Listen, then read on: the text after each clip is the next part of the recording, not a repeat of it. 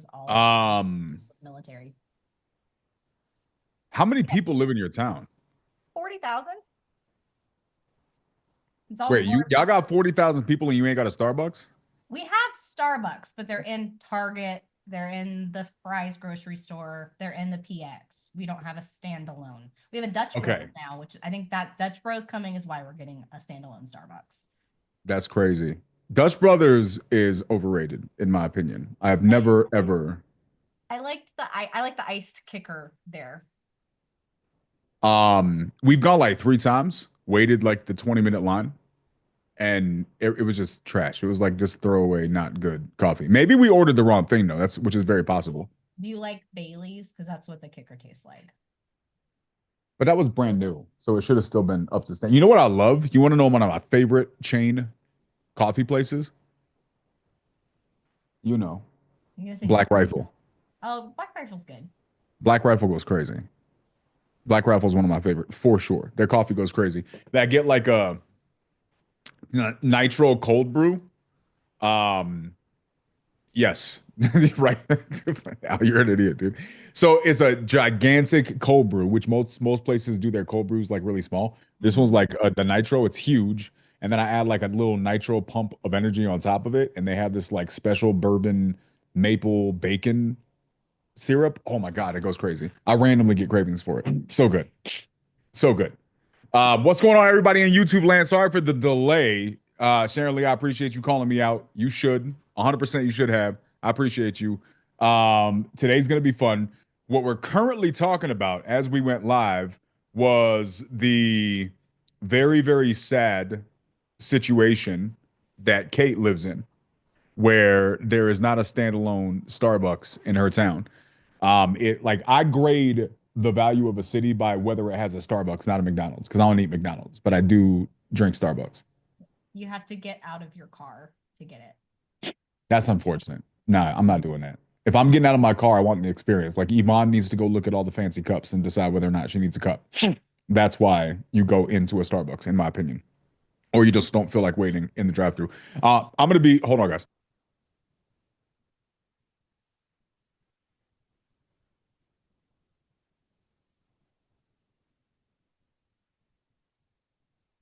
This has been happening a lot for the last hour, and I don't know why. So if I randomly have to mute and turn away, it's because I'm sneezing for no reason whatsoever. Appreciate your Did you understanding. come to my kid's school? Because it's like the plague in there right now. Seriously? Nah. Yes. Kids are like petri dishes, though. How do you stay not sick when you have a child that goes out into the world? That's my question. Mine are fairly healthy. So it's usually not mine, but yeah, I was there for like an hour and like there was no room. They had kids outside of the nurse's office. There were so many kids waiting to get picked up. So Nah, that's too much. That's a lot going on. Eddie, are you just randomly sick for no reason because of your two loving petri dishes? We go Is it into wrong to every call children a petri dish?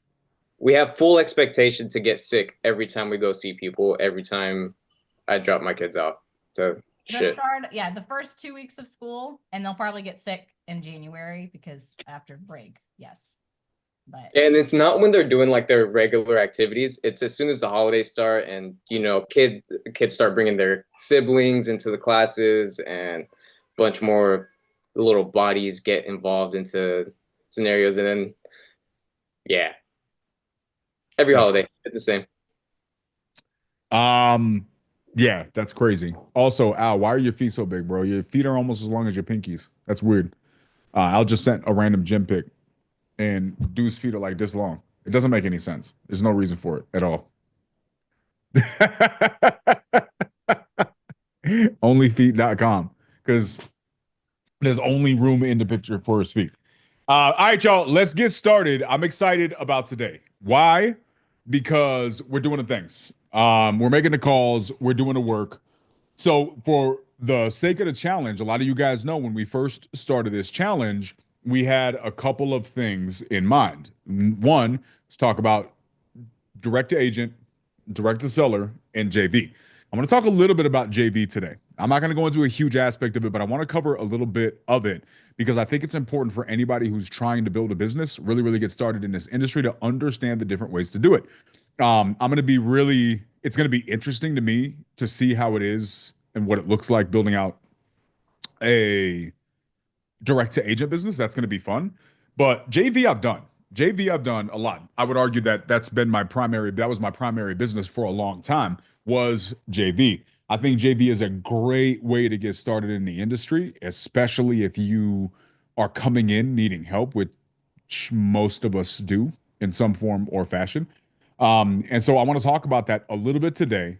We'll go into it more probably throughout. I'm happy to answer any questions that people have about the topic, but I want to talk a little bit about it before we get into the actual calls themselves. So what's JV? How does JV work? How do we make JV productive, right? So JV essentially is what? It's joint venture. It's a way to build the business where you're not working alone. You're working with other people. Who here has done a JV deal or has worked a JV deal or has attempted to work a JV deal? Most people. Has anybody not? Has anybody never done a JV deal? Anybody unfamiliar with it? YouTube land? What's up, YouTube family? Any of you guys ever done or not done a JV deal? Perfect timing. Joe, missed you, pumpkin. How you been? Hope you're doing well. Doing that with a handful of people, several deals, need some to close. Like that. Okay, cool. So so what's JV? JV stands for joint venture, and it's basically your way of doing business with other people so that they can help you fill the gaps that you're struggling filling. So what could be some ways that people JV? Well, you can be the person who goes and finds leads. So let's say you're a person who wants to get started in business and you're just maybe not that comfortable with sales yet. You haven't joined my community. You haven't taken the time to learn the process of actually knowing how to communicate. Or you think you do and you don't realize you don't know what you don't know, right? Which I guess is a different conversation. I think there's a lot of people out here who have closed 1, 2, or 3 deals and think they're killing it. They think, oh, I'm good on the phones. They don't realize they could have closed 10 or 15 deals if they actually knew how to communicate effectively, right? But let's say you're a person who doesn't even want to try it. You're not comfortable on the phones yet. You're struggling there. Well, what could be a good way for you to JV? Well, a good way for you to JV is for you to go and find opportunities and then bring those opportunities to somebody who's a little bit more comfortable having those conversations. A big part of how I got into JV was exactly that. I was running calls inside of the sub 2 community, a lot of amazing people in there, but unfortunately, a lot of those people were not familiar with sales conversations. They weren't comfortable with sales conversations. I have always been comfortable with those conversations. And so a decent portion of how I got started was people would bring me opportunities and I would help them lock them up. Another way to do it is dispo. If you go and let's say you're comfortable and you're comfortable finding opportunities, you're comfortable getting them locked up and put under contract, but then it comes time for you to go and actually sell that contract, right? That's a whole other situation. So let me ask you guys a question. How many of you guys, say me in the chat, raise your hand in here, have gone out, went through all of the process, found a deal, did the negotiating, did all the things, got it under contract, and then couldn't sell the deal? You could not find a buyer for it. Who's ever encountered that situation? Edon? Edon has. Al says ye. Ye means yes in Gen Z. Boaz randomly threw a 1 in the chat. Ain't nobody asked for no ones, bro. What you doing? Mr. Popo and Master, what does that mean? She was saying Desiree was saying something about Dragon Ball, and I was replying. Is that a Dragon Ball Z reference? Should I know that? If you've watched Dragon Ball Z and I've never. 7, yeah. Mr. Popo is does not age well, and then Master Roshi is a pervert. Like there's just straight up pervert. Okay. All right. Well, shout out to the random Dragon Ball Z reference that I do not. I think I missed Dragon Ball Z by like a couple years. I just missed it. I never got into the whole anime thing. Never made any sense to me. Yeah, that's what Eddie and I were talking about before when you were chastising him for not helping. That's what him and I Yeah, I know. He was helping. I'm sorry, Eddie. I did not give you your dues. Also, you need to get a red beanie so that way you're fully Christmas. So that way it's red and green, not orange and green. Orange and green are not the Christmas colors, just so you know. They can be, but they're not. Got you. Red beanie. Okay. I'll do what I can. I do what I can. I'm here to help. So yeah, guys. So if there's a lot of people in here who have gotten the property to contract and then you couldn't sell it. Well, let's ask a different question. How many of you guys have gotten a property under contract, were able to sell the contract, but it took the same amount, if not more time, to dispo the deal as it did to lock it up? Anybody ever experienced that? Like you go to do dispo and you're like, yeah, that took way longer than it did to just get the contract itself. Well, this is an actual reality that a lot of people don't want to acknowledge. Dispo is its own business, right? There is a valid argument. I think there are a lot of people who agree with this. I would probably tend to agree with this statement that dispo is its own business. And there is a solid argument to be said that if you are trying to run a successful acquisitions business, that you should outsource your dispo. You should not do your dispo yourself. You shouldn't be calling, locking up sellers, and also dispoing deals. Now, that conversation could go both ways. I could develop a solid argument for both perspectives, but I do think there is a valid thing to be said for saying if I want to focus on being really, really good at acquisitions, then that means that I'm not going to be able to focus on dispositions. Why? Because dispositions is a standalone business. Anybody have thoughts on that? Somebody let me know. Let's talk about that for a second. Who thinks acquisitions and dispositions should be one business and you should be able to do it on your own? Who thinks no, they technically are different businesses and you should build out mechanisms to separate them? Let's chat about that. I'm interested in hearing perspectives. Desiree, you said hell no. Okay, Desiree says they're two different ones. Let's talk about that for a second. Who's got thoughts? This depends on the I scale. think, but I Go think ahead.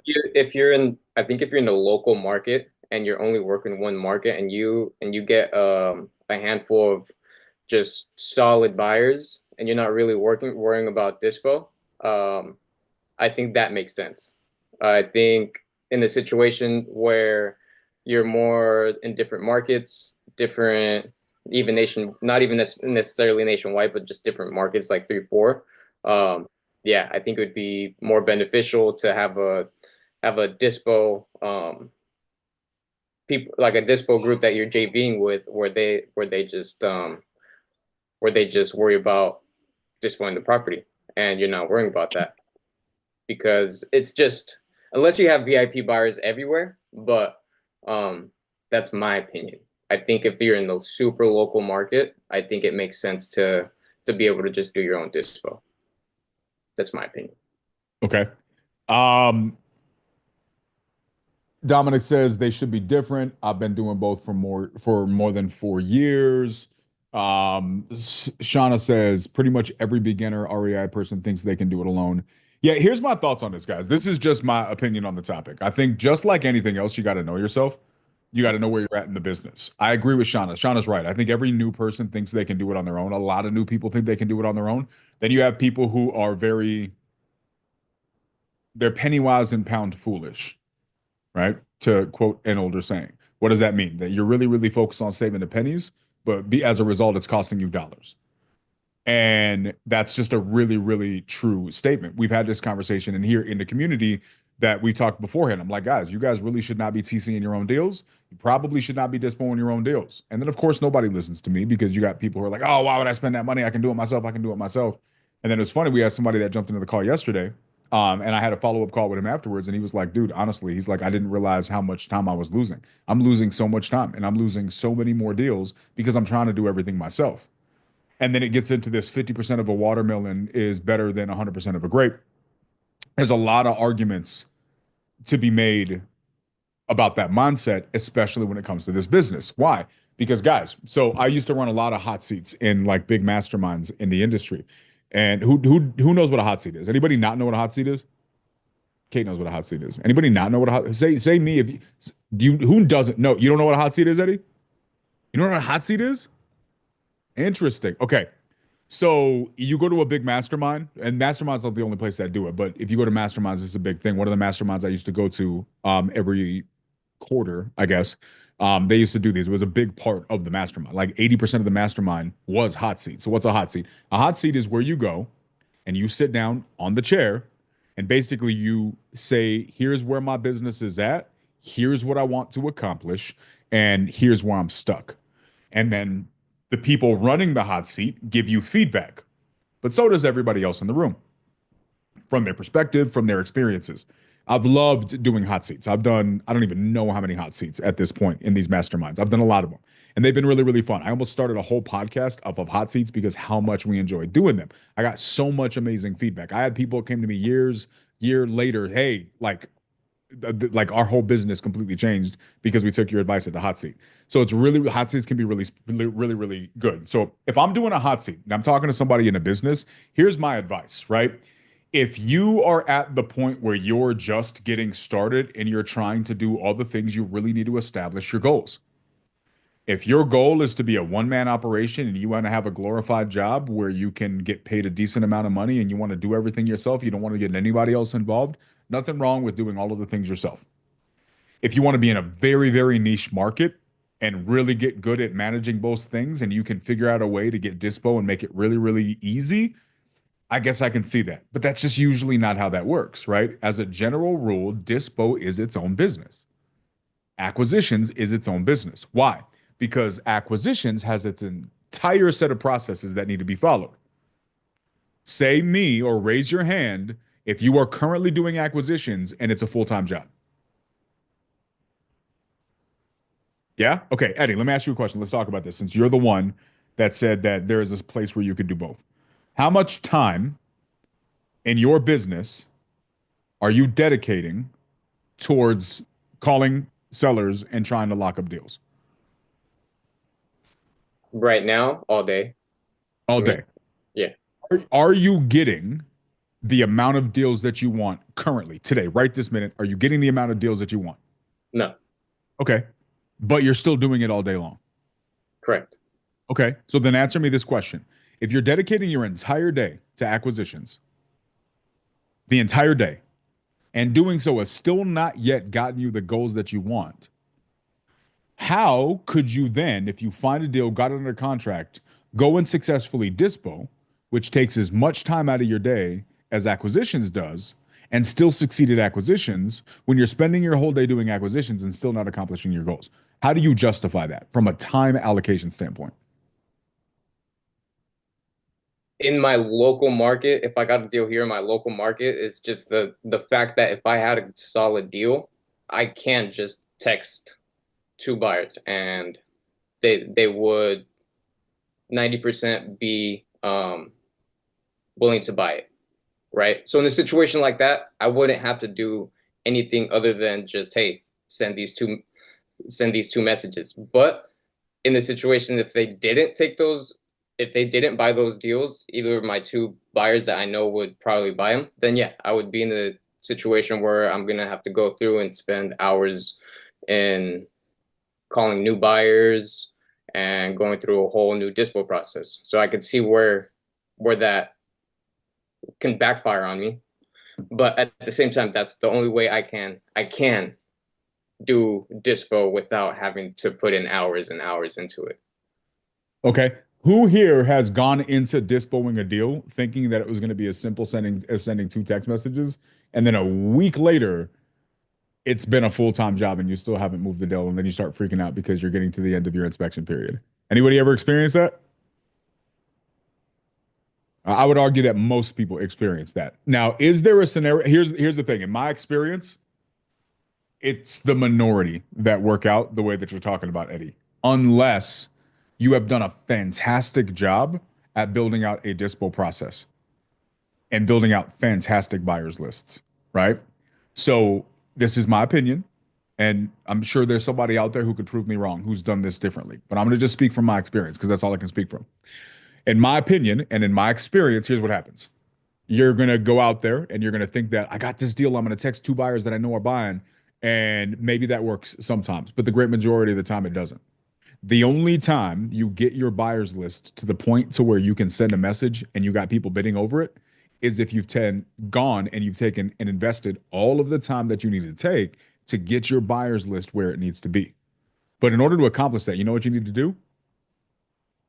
You need to make dispo a full-time job, right? Because you don't do that in a week. You don't do that in a day. You don't do that in a couple hours, right? That takes time to develop a relationship with your buyers, get a feel for their buy boxes, send them deals, make sure those deals work, let them develop trust in you, let them develop confidence in your ability to send them deals so that when they see your name, they pay attention to it. Like that all happens over time. So I think what you're saying is possible.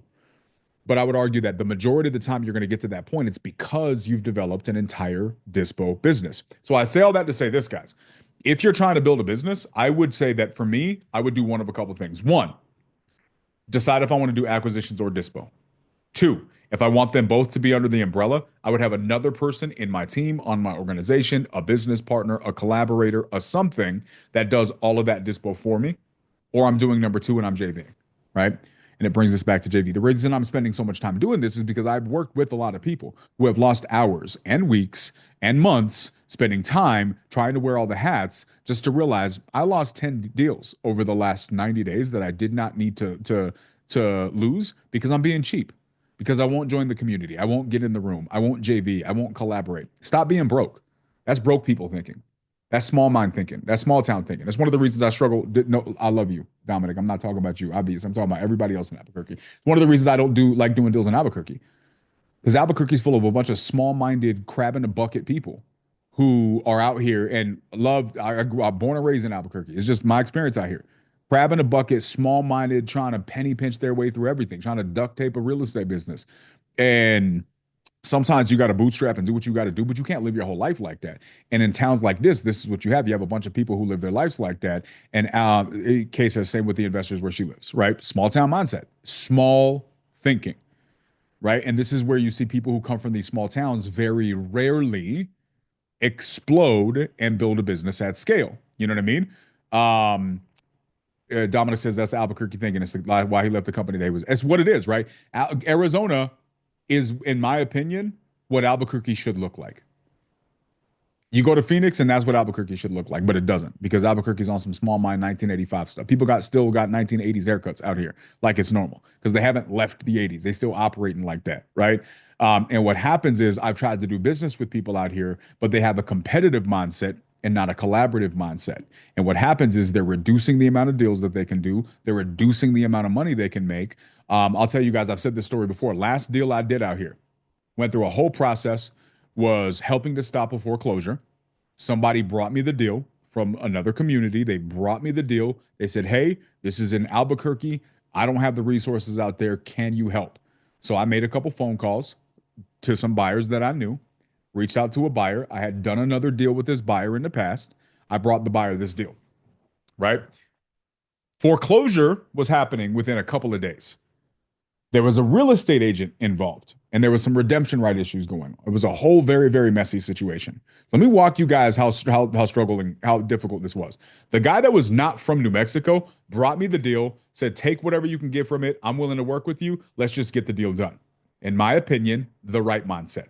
I come over here and I'm working with the people here locally. I go find a buyer. Buyer says, okay, I'll buy the deal. So I have to now work with the agent to make sure that we get things to the finish line. What'd the agent do? Not a damn thing. I had to send 7 text messages for 1 response from the agent. I essentially had to do the agent's job for them to get everything that needed to get processed, to get sent to title. I had to work with the escrow company. I had to go through the escrow company. I had to talk to the escrow company how to do it. I had to literally do everything. I had to do the escrow company's job. I had to do the real estate agent's job. I had to do everything. And right, like, and anybody you guys have done deals like this, especially in certain areas, this is not an uncommon thing. There is not uncommon. You do this business enough, you will have to teach a title company how to close a transaction, right? These are things that happen. So I'm going through all this process. It finally gets a couple of days before closing, and the buyer asks me, how much money are you making on this deal? And I'm like, I don't like this question because I know that this means she's going to change her offer. But I'm also not a liar. I don't do the lying thing. That's just not me. My character means more. So I told her the truth. I don't even remember what it was. The next day, she comes back with some bullshit answer as to why she needed to lower her price by $5,000. Okay, cool. I'm like, all right, you just don't like how much money I'm making. You're counting my money for me and you're lowering the deal. That's fine. Right. And her argument, the buyer's argument was, Yeah, well, if I spend all that money, it's just I'm paying too much. At the end of the day, I could probably just go and get a cheaper deal if I just go buy this from the auction, right? But I'm trying to help you guys out, so I'm buying it from you directly. That's the BS argument that she was giving to me because it was a BS argument. It wasn't real. I mean, there was potential truth to that, but they could have auctioned for way more because we had it at a decent price. So we're going back and forth. She lowers the price. I push the whole deal. We get to the closing table, right? It's day of closing. She drops a check off for $10,000 less than that, right? Title company tells me, I think it was $10,000. Title company calls me and says, "Yeah, we only have a check for so much." And I'm like, "What are you talking about? This is what we had agreed on." I call her. She's like, "Yeah, you guys are going to have to fill out the rest, figure out the rest. That's all the money my bank would give me." So she legit dropped me $15,000 on the deal because she knew that we had an hour before the auction and we needed to file this thing ASAP. Otherwise, this thing was getting foreclosed, right? This is what happens when you work with people with small minds, right? So what did I do? I never did a deal with them again. I made money on the deal. My JV partner did money on the deal. But unfortunately, this is the problem when you deal with small-minded people. Why do I give this story? How many of you guys would want to do business with that person? Nobody. Okay. How many of you guys would never want to say me if you would never want to do business with a person like that? A lot of me's. Okay. Why do I bring that story? Don't be that person. The reason I told that story is because I want you guys to not be that person. Now, a lot of you guys would say, "Oh, I'll never be that person." Okay, until there's a $20,000 check on the line. Then things start changing. Then things start getting a little bit weird. Then all of a sudden the rationalizations start coming up. Then the justifications start coming up. And if any of you guys have ever done JV at scale, you know it is very possible for you to start doing business with somebody, right? Where the hell is Peggy? I wish Peggy was here right now. Well, start doing deals with somebody and you'd be like, "Yeah, we'll work it out. Don't worry about it. I just want everybody to win. Let's do whatever's fair." And then you guys spend all of this time and all of this effort going and putting a deal together. And then when the check gets cashed, all of a sudden it's a different story. "I didn't know this. I forgot about that. I'm sorry, I misunderstood. Oh, but you don't understand because my bank, or you don't understand because it is, or technically I did all the work." This is where being a person of integrity really makes the biggest difference because it all sounds collaborative until the money's on the table. And then you start seeing a little bit more about people, who they are, and how they operate. Now, sometimes it's genuine miscommunications and genuine misunderstandings. There's a reason I'm talking about all this, guys, and I'll explain why I'm talking about all this here in a second. But sometimes it's a way to expose a person's true character, right? There's a phrase that says you never know who somebody is until you fight them, right? A translation for that word fight is disagree with them. And disagreeing about large sums of money is a great way to know who somebody is. Do they switch up all of a sudden? Do they get weird? Do they get crazy? Do they get evasive? Right? Or are they still who they were? People make mistakes, right? But when your character starts changing surrounding money, well, now I'm starting to see who you've been for the whole time. These are all things that happen when you JV. Well, I'm telling you guys the bad stories first. Why? Is it because I want to scare you away from JV? No, it's because I want to properly prepare you for JV. Because the reality is, even though I'm telling you the bad version of that story, where I got ripped off 2 times by a shit buyer with a small mind, where I had to overwork for a job that I got underpaid on to a large degree because I was working more than anybody else involved with that job. And everybody else was getting paid, and they all got paid what they were going to get paid regardless. And I'm the one that did all the work. These are all things that happen, right? That's the negative. But here's the positive. I still made $5,000 or $10,000 on about a week's of work, right? A week's worth of work. That's not bad either, right? So there's pros and cons to this, and I want to be really, really transparent up front about telling you guys some of the cons, so that way when you guys are in these situations, you can hopefully avoid the situations altogether. If not, know how to navigate them appropriately, right? So step one, what are the benefits of JV? One, you can speed up your business. Two, you can manage your time more efficiently. Three, you can get more accomplished. What are the downsides of JV? The downsides of JV are if you're JVing with the wrong type of people, or if you're not doing so with the appropriate upfront contracts, and then secondarily, actual documentation. Now, let me clarify what I mean by those two things. Upfront contract is an upfront communication of what your goals and expectations are. This is what I'm looking to accomplish. Do you agree? Yes, I agree. That's an upfront contract. That's a verbal communication. But documenting that is the second step. I have been guilty of having very clear upfront contracts that I thought were very clear because I try to be an avid over communicator that were still not very clear. And because I didn't have the documentation, come afterwards, money's transpired, and now there's a miscommunication. Now, does this make me a bad person? Does it make that person a bad person? Sometimes, sometimes not. But this is why covering yourself, covering the other person is a good idea because not only does it protect your business, but it protects your relationships, right? When it comes to finding the people, make sure you're finding like-minded people.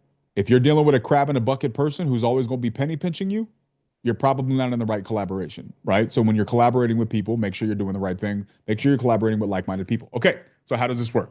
What are some of the ways that you can collaborate? We're talking about, okay, so are we talking about JV business? Or are we, this is a very Luke question. I love this question. Are we talking about JV business versus having JV elements in your acquisitions role? Luke, talk to us about what you mean, bro. Yeah, so like when you say JV business model, my understanding is that maybe you're kind of just like brokering deals, but then like if we're working an acquisition role, having a JV element where we have a dispo partner, or if we're dispo, we have acquisition partners who are funneling us deals. So I'm just trying to see like where you drawing the distinction where you're going to have, you know, a DTS and a DTA business and a JV business. Wouldn't that kind of just intertwine into them both? Not necessarily. And this is where clearly defining what your goals are really, really matters. So let's talk about this. So for me, how did I used to do JV in the past? I'll give you a couple of examples of how I've JV'd in the past. I've JV'd in the past where people used to bring me opportunities and I would just close the opportunities for them. That's one way. I've had another option where people would bring me dispo deals and I would just dispo for them. Kate's raising her hand. I have JV'd in that fashion. And they had everything done. I just dispoed it for them, right? I have JV'd where I had actual meetings, right? Now, these are one-offs. So this would be Kate, for example. Kate ran her own business. She did her own thing. One day we're in the nightly dial and somehow it comes up that we're JVing with people. Kate's like, hey, this is like 2-3 years ago now. Time flies. That's crazy. Kate's like, hey, we got this deal in the middle of nowhere. You think you can help? I was like, bet. I like a challenge. Hit me up. And it was Copperas Cove, Texas. A little tiny, small town. And we dispoed it in a couple of days because we had the resources to dispo it. She was struggling dispoing it. We dispoed it. Is that correct? You tried and you couldn't find a buyer, or what was the situation? I mean, I could be remembering that part wrong. We were getting pushback on price, but I was confident in our numbers. And I mean, that was like a big trust thing. I had only known of Daniel for like 2 weeks. I'd only been in the nightly dial for that amount of time. And so, I mean, he could have easily screwed us over, and no, he didn't. He's a man of integrity, and that, you know, that built the trust in our relationship, how his team and him handled that deal. So. I appreciate you. Thank you. Which goes back to being who you are. So we'll talk about that in here in a second. So in that situation, Luke, she had a deal. She was running her own business. She didn't need my help. And there was just one situation where she happened to need help on this one deal. We helped with this one deal, and then she went back to what she was doing. If she had another deal in the future, she could bring that back to me. So there's a lot of one-offs where people just say, hey, I need help. But I've also had people, multiple people, who they had money. They had resources to go and build a front-end acquisitions. But the issue was time. They didn't have time they could buy the leads, they could pull the leads, they could have BAs call the leads. But they didn't have time to follow up with them, close them, put them under contract, TC them, dispo them. They didn't have to do any time to do any of those things. So those people, I've had multiple relationships where I was their direct their direct long-term JV partner. So what that means is we created a specific pipeline in our system specifically for them, and their VAs called leads, and 100% those came to us. All they did, so we were their exclusive JV partner for 100% of their deals. So that's a little bit different. I was their JV partner for 100% of their deals. We shared a CRM. They had a space in the CRM. They could check in and see progress on any of the deals that we're doing. We would have periodic meetings with updates. What's happening with their VA? Do they need to do training with their VAs? What's happening with this deal? Are you buying this deal? Are we dispoing it? Do you guys have first right of refusal? Those are all things that we negotiated in our JV agreement. So that was the difference. So there's one-off JVs that I would JV on sales, helping with the acquisitions, and then they would dispo it. I would help with dispo and they locked it up, or I would help with all of the above. But that was a one-off thing. They'd go back and do their thing. And then I had long-term ones where they would bring it 100% of the deals we would dispo, or 100% of the deals we would lock up and then be responsible for dispoing. So I've done all of these because this was my primary model for a long time. I've done many, many, many, many, many variations of JVs on a lot of different fronts. And I'm doing a lot of JV now, which I'm about to talk about here in a minute, which is completely different than all of that. Does that make sense, Luke? Absolutely. Yeah. So basically versus having like kind of like your lights on for your business where one else can come, or you can have a fully fledged business specifically with somebody else, or you can have JV elements in your own business with a different person. So there's different options there. Yeah, but you got to realize that there's a line between you're just a full-on business partner, right? And you have to be really clear with defining that. And the one thing is, Luke, it's very easy to overthink it. The reality is you can design whatever you want it to be, right? The cool thing about JV is it's a partnership without the necessary partnership commitments, which means I can still go build whatever I want in my business, or I can do whatever I want. I'm not accountable to them in the same fashion. So there's a lot of there's a lot of similarities between certain JV partnerships and actual business partnerships, but you just have to be very clear on where the distinctions are. Does that make sense? Yeah. Yeah. Okay. Virginia, what you got? I cannot hear you. Virginia, are you trying to talk to us? I don't know if she's trying to talk to us. Maybe not. Okay. Going once, going twice. All right. So I'm gonna mute her. Can I mute her? I don't think I can mute her. I don't know what's going to happen. So yeah, there's a bunch of different ways to go about doing it. How am I doing JV now? I'm doing a lot of JV with my students. I have various arrangements with my students. I'm working through different versions of these, and I'll talk about these as we have them set up. Because even I, in my JV agreements, have had misunderstandings with people that I've JV'd with because what we discussed, we didn't put in writing. And then there's a misunderstanding, and now you have to work through that, right? If you have misunderstandings, which you're going to have, my advice to all of you guys is to be mature, be professional, and approach things from an objective problem-solving approach. If you get emotional and start getting combative and making things drama, you create problems that don't need to exist, right? So I would recommend that if you're going to go into this, make sure that you are approaching it with as mature problem-solving approach as possible, and then collaborate with people who are willing to do the same. Because if not, you're opening up the door to unnecessary problems that don't need to necessarily exist. So let's summarize. How can you JV? You can JV short-term one-off, right? A deal here, a deal there. I need help. Who do I know that can help me with X? Who do I know that can help me lock up this deal because it's unique? Who do I know that can help me with this creative deal because I'm not really good with creative? Who do I know that can help me dispo because I can dispo, but this one I'm having struggle with, right? You can do periodic one-off JVs. Or you can say, I'm not equipped for a one-off. I need something more long-term. So what could more long-term look like? I have time, but I don't have money. Who has leads I can call for the next 30 days, for the next 60 days, for the next 90 days? And for that period of time, I'm JVing with you. Well, if it's JV, what's the split? Well, that depends on the relationship. Don't think because you're JVing, it's always going to be 50-50. Because there's going to be some JV relationships where you're going to get 10%, or you're going to get 30%, or you're going to get 20%, or you're going to get 50%. Some JV situations, you'll get 70%. It depends on the situation, and these are things that you need to discuss in advance. So, okay, well, maybe I'm calling your leads for 90 days. Or I got a bunch of leads. Who wants to call leads for me? All I want to do is provide the leads. Or I'm just doing dispo. I'm in the process right now. Fun fact, I think I'm about to make a post. I am strongly considering hiring a dispo manager, right? So if anybody's looking to do dispo management and wants to dispo a lot of deals, let me know, because I'm thinking about hiring a full-time dispo person. Why? Because I have a lot of opportunities to JV with people on dispo. I have some really, really expensive resources to help dispo, but dispo still requires some hand-on elements. And so if there's somebody that wants to learn how to do that, I could bring them on the team and I would pay them for their time of doing dispo, of doing the work. Well, now I can go to somebody. I was having a conversation with somebody who said, I've come to the conclusion I no longer want a TC. I no longer want a dispo. I want to have conversations. I realize I love conversations. That's my favorite part of this business. Everything else stresses me out, and I didn't realize how much time it was distracting me. In the weeks I spent dispoing and TCing these problem deals, I could have locked up another 4 contracts. I should have just done this. So going forward, they're just changing it up. So now I'm going to literally work with them, and here's an example of what we're thinking about doing.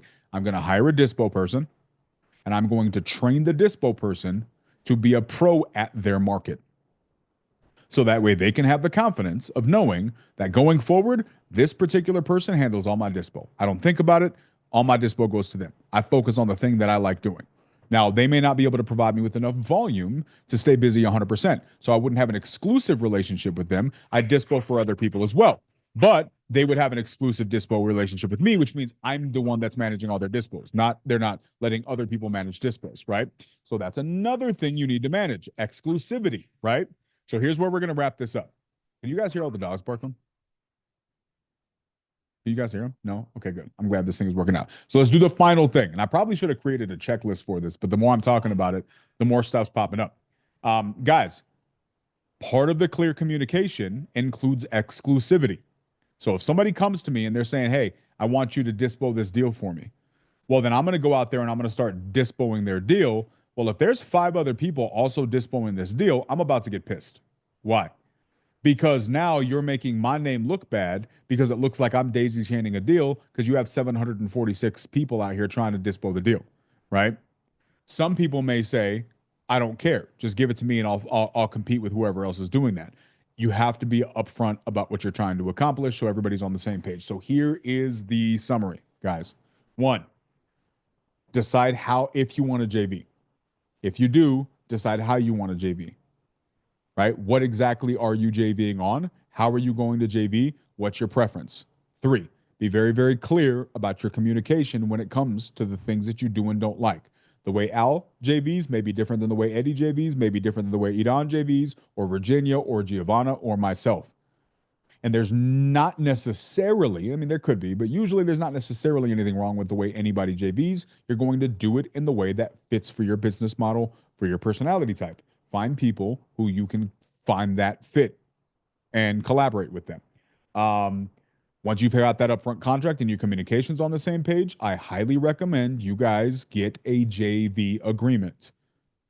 Put it on paper so that way there is no miscommunication as to how you communicate, how you work, how you get paid, right?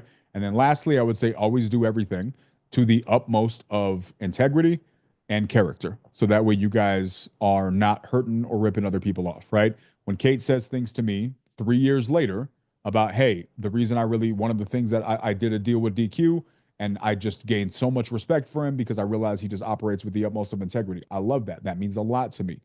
You guys should have the same thing being said about you. So you should do your best to operate in terms that accomplish that. And here's the downside. Unfortunately, that may mean sometimes you're going to have to take losses because some people may not operate at the same level of integrity. And if you go and you sink down to their level, now both of you guys are being petty. Now both of you guys are guilty of the pettiness. Sometimes people are going to do petty stuff, and that may mean you have to take the high road and just be like, all right, I got it. Now I know who not to do business with going forward. Best of luck to you, right?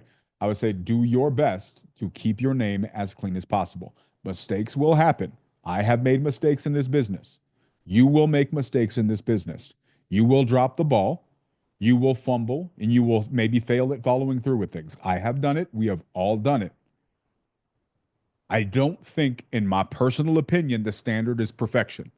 I think the standard is, even if you do make a mistake, What do you do to make it right? How do you effectively communicate your mistake? How do you take responsibility for the fact that you drop the ball, and then do your best to make the most out of it, right? And I think that here's the hardest part with all of this. There is going to be a lot of people that you work with who don't operate at that standard. And for a lot of us, it's going to become very easy for us to say, well, they didn't operate at that standard, so why should I operate at that standard?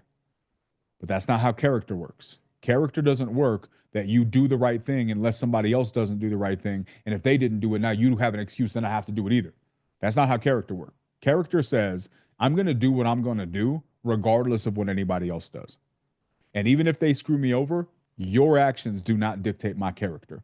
So I'm going to operate it on. Now that shit's going to hurt. It's going to sting. It's going to feel bad. It's going to piss you off. But that is my advice to everybody. Operate at the character so that the level of character, set that standard for yourself and don't change it. Even if somebody else F's it up. Stay at your standard of character so that way you don't sink down to a level that you regret later on.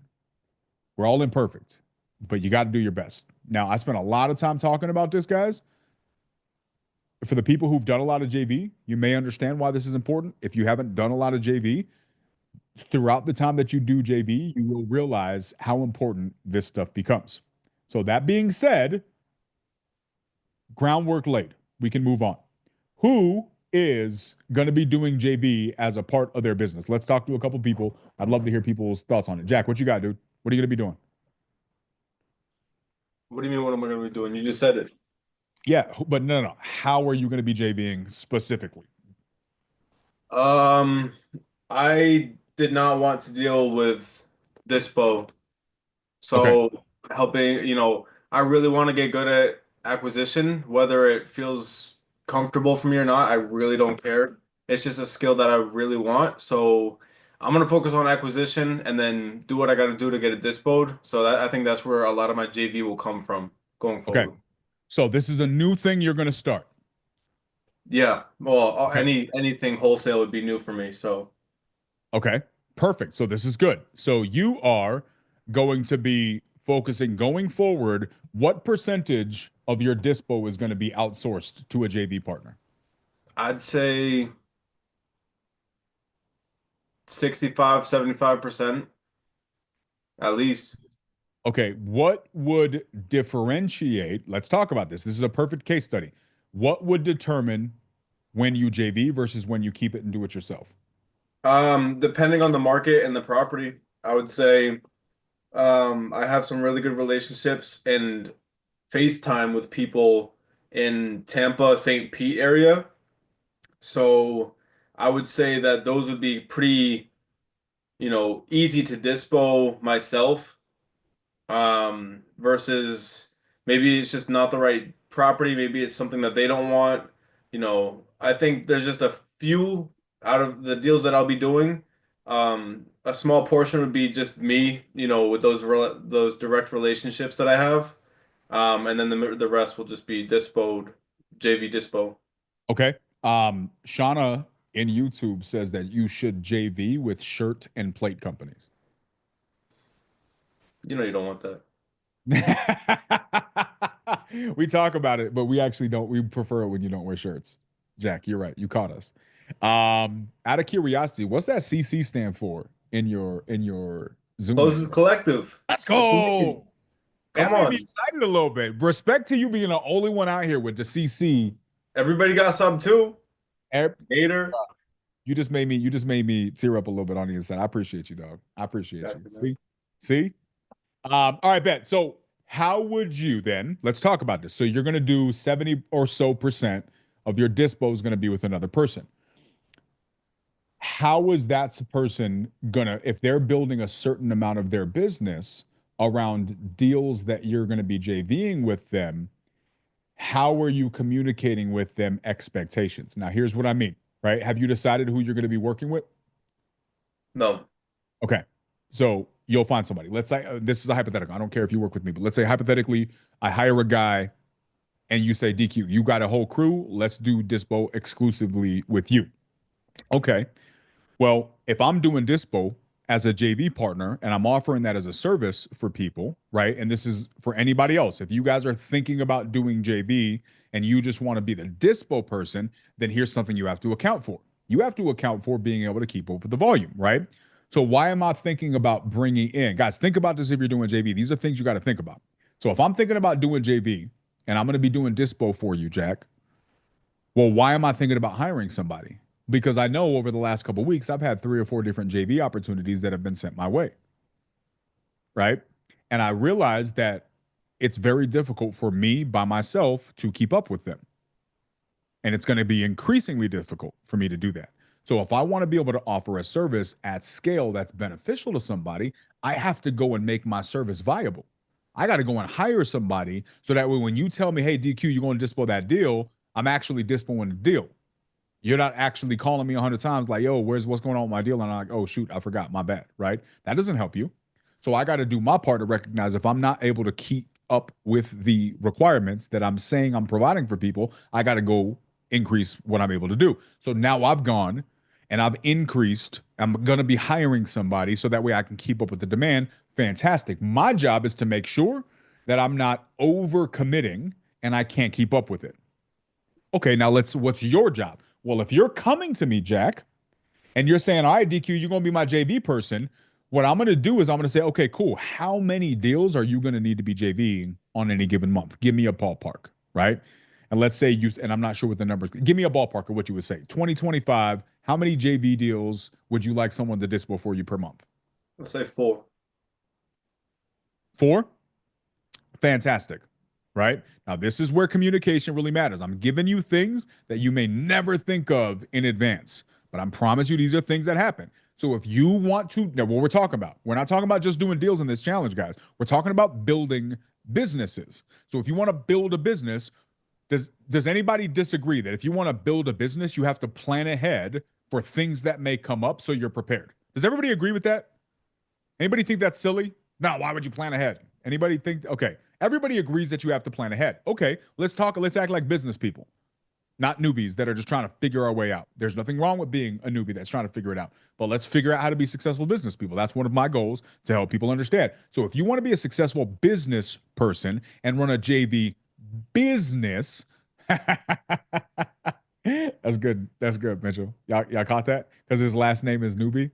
And so he said, what's wrong with newbies? Got that? All right. That was good. That was good.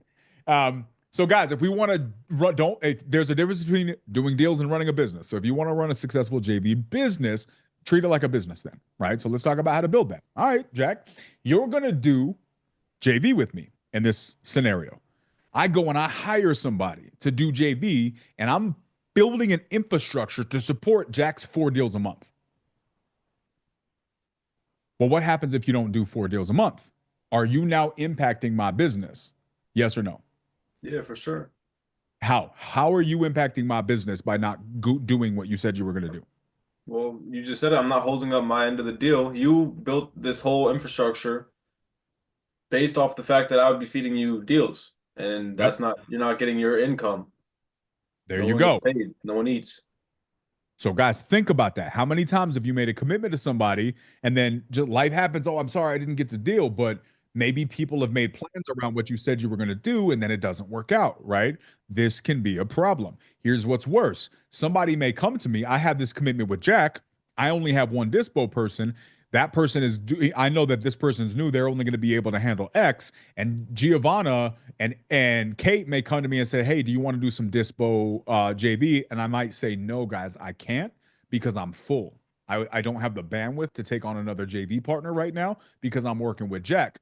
Meanwhile, Kate's out here doing 5, 6, 7 deals a month, all of which I could have dispoed, but I turned down that JV partnership because I said yes to Jack first, and then Jack doesn't perform, right? Do you see how this could have an impact? We're running businesses now. We're not just being one-off. We're treating it like a business, so we're acting like business people. These are the things that you have to think about when you're making commitments to people because these are people's lives. This is how people provide for their families. This is how people put food on their table. Jack, I'm assuming you understand this, but you're the example, right? Can you understand why this could be important and maybe something that you didn't think about going into this? Yeah, for sure. Yeah, 1000%, dude. That's huge. That's their lifeline. Yep. And so this is where, guys, over communication, upfront contracts, and written agreements really, really matter. Because the last thing I want is for me and Jack to be on the same page, and then Jack forgets, and now I'm feeling a certain kind of way about Jack, right? Or what's worse, Jack's feeling a certain kind of way about me. Why do I differentiate that? Because I look at things a little bit differently, right? I'm going to get frustrated. I might get heated about something. And when I'm a little bit frustrated or heated, I'm going to tell you. Anybody who's ever interacted with me knows I'm going to tell you. I'm not going to tell you a week later. I'm going to tell you right then. But then I'm gonna move on, and I'm gonna be like, all right, Jack, look, love, respect, bro, no love lost. It was a miscommunication. Let's just move on. Let's go our separate ways, or let's figure out a better way to do it, right? I'm gonna do everything in my power to not let my relationship with Jack be negatively impacted because of a disagreement. Unfortunately, guys, not everybody's like that. In fact, I would argue many people are not like that. And this is something I'm going to tell you if you're going to be JVing with people, especially with people that you consider a friend, guys, think about this, right? Again, I'm going to repeat the phrase. You don't know who somebody is until you fight them or until you disagree with them. Disagreeing when it comes to money. There's a reason people say you should never do business with friends or family. Well, this is exactly what we're talking about, doing business with friends or family. Now, I don't agree that you should never do business with friends or family. I think you should maybe consider not doing business with friends or family if one of you or them, are not mature enough to separate the two. Many people are not. And so what happens is you have a friend, you go and do business with this person comes to you, a disagreement takes place, and now all of a sudden they start getting weird with you. They don't want to talk to you. They're not responding to your text messages, and it gets all awkward. That's not how I operate, but that is how a lot of people operate. And if you guys don't want to risk those relationships getting impacted, you need to take that into consideration and then decide accordingly. Do what you want with this, guys. My purpose here is to show you guys the benefits, the pros. I could reach out to her, I could ask, right? Desiree. But this is why I think it's important to understand and weigh the pros and the cons, guys, because I don't want you guys, if you can avoid it, saying, hey, I want to do this. I want to start doing business with this person. And the next thing you know, I do 3 deals with them. There's one thing that goes bad. Now this person was a really good friend of mine, and now we don't even talk anymore. It's not worth one deal, y'all, right? Now, you could develop the argument, why did you get so weird about it? Why couldn't we work through that as adults and get to the other side? I think that's a solid argument, but unfortunately, not everybody's there yet. I do think you should be able to work through most, if not all, disagreements if you're both willing to be mature, you're willing to be objective, be fair, and take accountability for your own actions. I think most things should be able to be worked through. But unfortunately, just not everybody operates like that. So you got to think about that before you're going in to a transaction or to an agreement. So that being said, same thing with Jack. So let's use a final example with Jack. Jack comes to me and Jack says, hey, DQ, will you be my JV partner? I'm going to give you 4 deals a month. And I'm like, yes. Look at Jack using a cup, bro. I thought you was finna do one of these. Yeah, I got my daily middle finger from Jack. That's how I know I'm doing my job. If you're not in the community where you can flip each other off and still love each other, I would ask you, should you add communities to your roster? Every community is going to do that. I guess I get it. So here's the thing. So let's say Jack, give me your guys' opinion. Is this right or is this wrong? Jack says, hey, DQ, will you be my dispo guy? I got 4 deals a month. And I'm like, you know what? I got room for one more partner. My roster's full. I got room for one more partner. I'm going to take you on, Jack. I got you. Jack's like excited. He goes and he starts buying all these leads because he knows he's got a dispo partner locked up. And I only had room for one more. So Jack took my last spot. And then Kate comes to me and says, hey, Daniel, do you got any room on your JV stuff? Because I'm going to be doing 7 deals a month. And I'm like, oh, shoot. I just said yes to Jack, but he's only doing 4. Kate, 3 days later, says she's going to be doing 7. What do I do? What do I do, guys? Your opinion, what do I do here? I'm interested in people's thoughts. What's the appropriate response here? Hire another dispo guy. Eddie says hire another dispo. Virginia says hire another dispo. Jack says tell him you got competition. Desiree said drop him. She said JK. What about you two? What do you guys think? What's the appropriate thing in that situation? Do I say sorry, Jack? Get your numbers up. Those are rookie numbers. Kate's kicking your ass, so I'm gonna lose you until you get on her level. What do I do? See how serious Jack is. So Luke, walk me through that answer. Yeah, so if I have somebody coming in and like, hey, I got 7 deals a month that I'm looking for dispo help on, I'm gonna go back to Jack and be like, hey man, look, you know, I said I was full. I got another person coming in. Large opportunity. Obviously, I made the commitment to you first. I'm gonna keep that word. I just want to know that you're gonna do the same for me, and that you're gonna be able to provide me with those 4 leads to dispo because we are running a business, and just see kind of where he stands with his commitment. Okay. And then let's say he says, yeah. I mean, I can't do 8, but I can promise you 4. I'll keep that commitment. What do you say? Then we're in business. I got to turn down the 7. There you go. Honestly, guys, I appreciate Luke's response there. That's my answer. That's my answer too. Right? I'm going to say I am not going to turn away from Jack's 4 because Kate brought me 7. Why? Because I made a commitment to Jack first. This is no different, in my opinion, than you're trying to dispo a deal. A buyer comes to you and they offer you something and you're like, okay, is this cool? All right, perfect. We have a deal. You're good to go. And then 5 minutes later, somebody offers you more money and then you go back and forth, right? If you give your word to somebody, this is my opinion, you keep your word. And if you're not ready to keep your word and you tell that buyer, hey, look, you got $5,000. Okay, I am happy with that deal. However, that deal is not solid until non-refundable earnest money is submitted. Up until that point, if a higher offer comes, it's first come, first serve. What have I done? I have communicated in advance that this is still up for grabs. I haven't made a commitment that I'm going and changing. Right? Communicating up front that it's up for grabs is not the same as yes. I said yes, but now I got 5,000, so let me change my story. Same thing with Jack. I'm telling you guys, if you guys want to keep a good reputation in this business and you want to do well, my advice to you is if you make a commitment to somebody, do your best to keep it. And if something happens that you're not going to be able to keep it, do your best to communicate what happened, be honest, and fix your mistake. That's the only thing you can do. We're not perfect out here. You will make mistakes. Again, I've made mistakes. We have all made mistakes. But the goal, I don't think the measure is, are you flawless? I think the measure is, if you make a mistake, how do you do your best to avoid mistakes? And if you do make a mistake, what happens then? So I think that's the way you should do that. Now, I think the right answer is probably go and hire a second person so that way you don't have to turn down either one of them, right? But that's not always easy to do. You got to make sure you can keep that commitment, right? So Jack, that is a way that we could go about that. What about somebody else? Anybody else? Who else is JVing maybe in a different way from Jack? So we can get a couple more ideas out here, and then we'll talk about your deal, Mitch.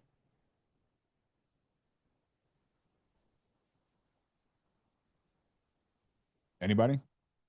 Nobody? Nobody else is JVing in a different way? I mean, I've JV'd similar to Jack. I also have long-term JV agreements, and we're actually going to be selling, listing in January, one of the properties we have in a long-term JV agreement. So, kind of knowing when it's time to, I mean, we still have an amicable relationship, but it's time to close that chapter of partnership as well, is I think an important thing to recognize. Sometimes things run their course. That's okay, right? I think that if something runs their course, you can get in your feelings, you can make it all awkward, or you can just be like, hey, I'm going this direction. I don't think this is working out. Love you. Maybe we can do another deal here and there, but I'm going to be going this direction now, right? Like, and you got to communicate that. You don't want to just ghost them, right? You have that conversation, you part ways, like basic adult stuff. But Kate, in your experience, how many times do people avoid this because it's an awkward conversation? And so they make things more awkward. In an attempt to avoid a small awkward conversation, they make it 10 times more awkward. Yeah. It's like, this is not, the guy I worked with Slotchkis that I gave him my phone number and then I ghosted him when I was 18. This is not that relationship. So, we got. Have you ever run into this guy again? What happened? Do we know what happened with him? Well, he moved out of state. It's a long, weird story. But anyway, I did not. He still talks about you, Kate. Man, I knew this girl one time. Yeah. She ghosted me at Schlotsky's, of all places. That's rough. We worked together there. That's very tough. I'm sorry you did that to him, Kate. Yeah. So anyway, I've matured now and had a conversation with my business partner and Kyle. We're all together. Like, hey, it's time.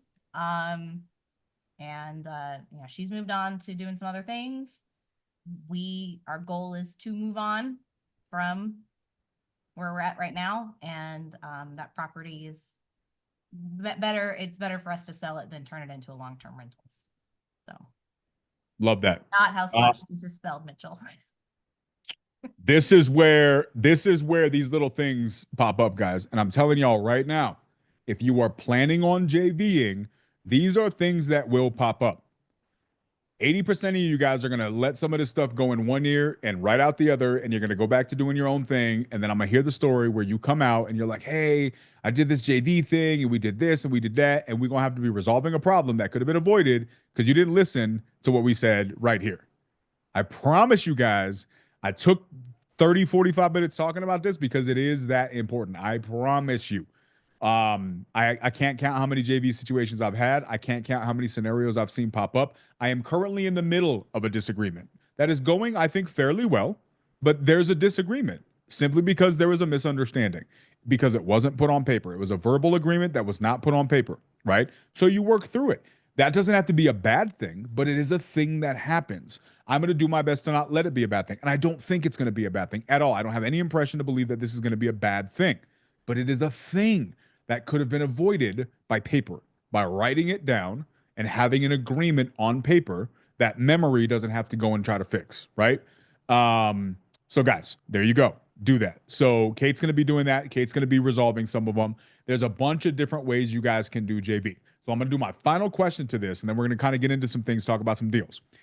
How many of you guys are in here right now, whether you're on YouTube or you're in here in Zoom? How many of you guys are at a point in your business where you don't think you feel comfortable doing all the things, so you think there's value in collaborating with somebody for one or more areas of the deal? Say me if that qualifies. I am not in a position where I can effectively do all the things. What's that mean? I can't effectively generate leads, call the leads, close the leads, TC the leads, dispo the leads. I can't do all 5 of those things by myself. So I am going to have to collaborate with somebody else. Okay, fantastic. Desiree, what are you thinking you are really good at? What could you use help with? I honestly don't even know. I just know that I don't want to do everything.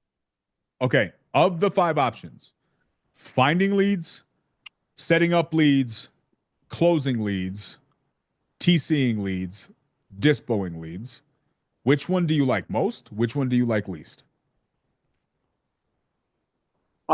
This boy and TC, not necessarily that I don't like them. I'm gonna get what you pay for kind of person. So, one, I don't know how to do it, and if I can pay somebody to do it and they'll do it correctly, why not? Um, you said what was the other one? Finding the leads and Yes. nurturing them. Lead gen, lead nurture, closing, right? Now, the second 2 could be one and the same, but for some people it's not. So I'm differentiating them. Okay. Well, at some point, when I do have better communication skills and can actually be an actual closer, I would like to do that. Like I wouldn't mind doing that part of the business. Okay. So of the options, where do you think you would like to do?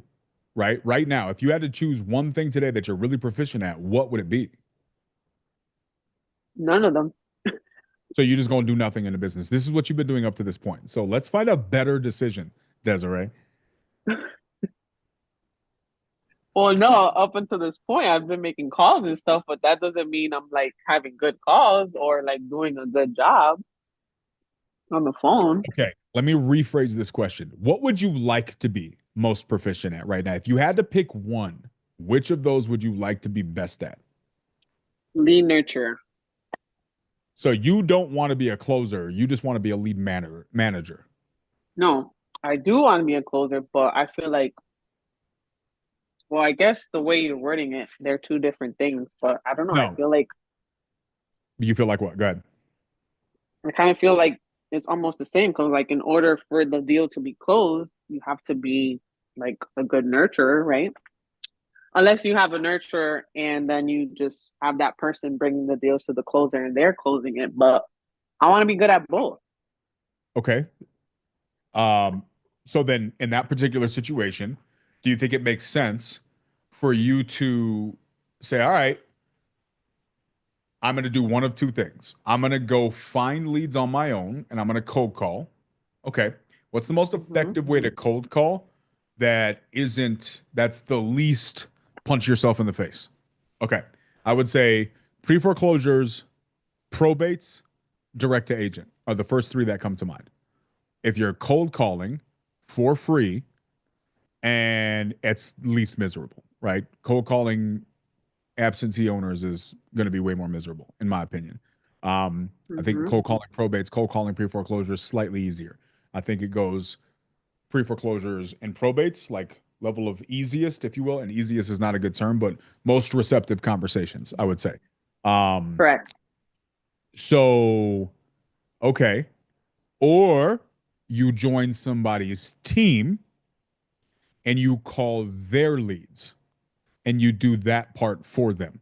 Right now, today, which of those sounds more appealing to you? Joining a team. Okay. Now, what happens if you join a team and you're only getting 10 or 15% of the deal? Well, like you said earlier, I'd rather make $2,000 than $0. Okay. So right now, Desiree, you think that where you're at in this journey, best case for you, focus on your sales skills so you can not just be a lead nurturer, a lead manager, a follow-up specialist, or whatever the hell kind of name people want to give it. But Yeah. you want to get good at just essentially, I want to get good at having a conversation, then I want to be so good at it, I can just lock it up myself. Yes. And Correct. you want to work with somebody that can do the rest of the stuff. So that's all you got to do is think about that. And then you cross whatever the next version of that looks like at the time. That's kind of your ideal situation right now. Yeah. Perfect. Have you done anything to accomplish that? No. Good. I knew the answer was no. Okay. Um, any reason why, or is it just you haven't thought about it? Well, to be honest, which I was going to share this with you, that these past couple of days, I've really been thinking about the difference between like doing a deal and having a business. Okay. Like, I think you really got that across to us. And I think I kind of wasn't thinking about it like that. I think we're just so focused on quote unquote doing deals Yeah. that we say we want to leave our 9 to 5 or whatever, but it's like, well, are you gonna like create a business, or are you just gonna create another 9 to 5, which is actually like a 9 to 9? Yeah. Which is really what this is. Okay. So, and then that what kind of led you to the idea that if I'm going to effectively look at this as building a business, the best thing for me to do is to plug into somebody else's? For the beginning, I guess, yeah. I guess I haven't Yeah. really thought about it, is what I'm trying to say. Well, it's something to think about, right? And I'm really glad that you're having this Yeah. transparent conversation, right? Mm-hmm. And correct me if I'm wrong, Desiree, I hope you don't mind. You've said this before, so I'm just going to repeat something that you've said. But Desiree's been around the game for a long time. Virginia's been around the game for a long time. There are hundreds, thousands of people who have been around for the game for a long time, and they haven't gotten the deals that they want. Some of them haven't even gotten any deals at all yet. They've been here for years, and I think it's these little Mm-hmm. things that we just don't solve for, and we get stuck. And I would say that until you define what you want or define that you're not sure what you want, which both are possible, and then start changing your actions to see what happens when you start testing stuff out. You don't know. And so for me, on the outside, Desiree, you've seen me around the game for a long time. You know, like we like we're not unfamiliar with each other. You know the things that I'm saying are not dishonest, right? I've done this before. I've been around this before Mm-hmm. for a long time. Mm-hmm. So, and you've been in these same rooms, so you know this. Here's what I'm looking at of all the things that I've seen, Desiree, and all the conversations I've had with other people that you've heard. For me, I think that's where you really are going to thrive right now. I think your best thing is find a team, join the team, right? Now, the one asterisk is don't join a team if you're not going to keep your commitments to them. But here's the And benefit of, that's why I haven't joined the team. well, and here's where the challenge is. Your difficulty has been accountability to yourself. Mm-hmm. You have to ask yourself, is accountability to somebody else maybe going to be the thing that makes you that much more accountable? Because maybe you're okay telling yourself stories, but maybe you're not as good with letting other people down. I don't know the answer to that. Maybe you don't care either way. But in any situation, whatever it is, whether it's for yourself or for somebody else, you got to be willing to keep whatever commitment you make. Does that make sense? Yes. Are you able to do that, you think? I don't know. Interesting. I mean, What would stop you from making the commitment? um, just being lazy and like not really wanting to do the work. Like I want to do it, but I don't Okay. Why don't you? You don't like money? because I do, but it's too hard, and I'm a quitter. Interesting. I love the overt transparency. Why did you want to make money in real estate in the first place? Besides the reasons that everyone else says, oh, I want financial freedom, blah blah blah. Well, yeah, those things, but I also want to like be able to um take care of my family when they need it and my church. I love my church. Right now we're doing like this project called Build With Us and we're trying to raise $250,000. And I would like to be like a financial pillar of my church. Okay. So let And me ask you. obviously, okay, go ahead. No, go ahead. No, you go. Okay. Let me ask you this. Are you making the amount of money you want to make right now for your life? No. Are you able to buy the things that you want to buy when you want to buy them without thinking about Mm, no. it? Okay. You just said you're not able to provide for your church the way you want to. Hmm. Are you able to provide for your family the way you want to? No. Okay. Is the work that you're currently doing something that you love and are completely passionate about, or just something that you're doing because you got to pay bills? I mean, I don't hate it. I work for myself cleaning houses, so it's pretty chill. Just do my job and go home. I don't have to be around people, only my clients. But Okay. do I want to do this forever? No, because Okay. when I get married and have a baby, I'm not gonna be like cleaning and like pregnant. Like I don't want that. But I also don't want to do nothing because I want to be an asset to my family. I want to be an asset to my church, to my people, to my friends, all those things. Okay. So would you say that it's hard on you when your church says that they have a need, that you know you have access to resources that could provide that need, but you're not able to provide them yet? Is that easy or is that hard? It's very hard. Very hard. Okay. When your family has a need that they can't provide, that you know if you were willing to do some extra things, you could help them, but you can't provide for them. So now your family's going without. Is that easy or hard? Very hard. Okay. So not being able to be there for your family when you need it, when they need it, is hard. Not being able to be there for your church when you need it, when they need it, is hard. But you're not being successful in real estate because it's hard. So it sounds to me like every direction you have is hard. You just have to choose which hard you prefer. Yeah. So then why is the being respectfully, why is the being lazy hard easier for you than the letting your family down or letting your church down hard? What means more important to you? Protecting your right to be lazy or providing for your family and church when you want to because they have a need? Well, I obviously want to do the latter one, but like I was being transparent earlier, I just I'll be straight up. I don't want to do the work. Like I know it's gonna be hard. I know it's gonna be hard work. I just don't want to do it. So So I that's guess cool. So you want you being lazy means more to you than your church and your family. no, that's not That's what what you I'm just saying. that is exactly what you're saying. You just don't want to say it out loud. Well, You what I'm trying to say is that I don't want to be that person anymore, but I'm just having a hard time like just doing it.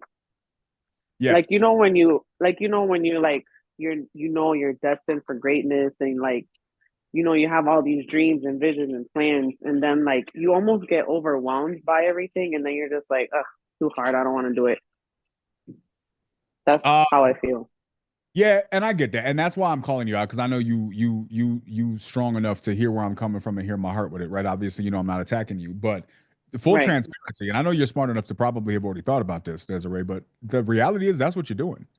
Literally what you're saying, here's what your actions are saying. Your actions are saying, I want to provide for my family because I love my family. I want to provide for my church, but because I love my church.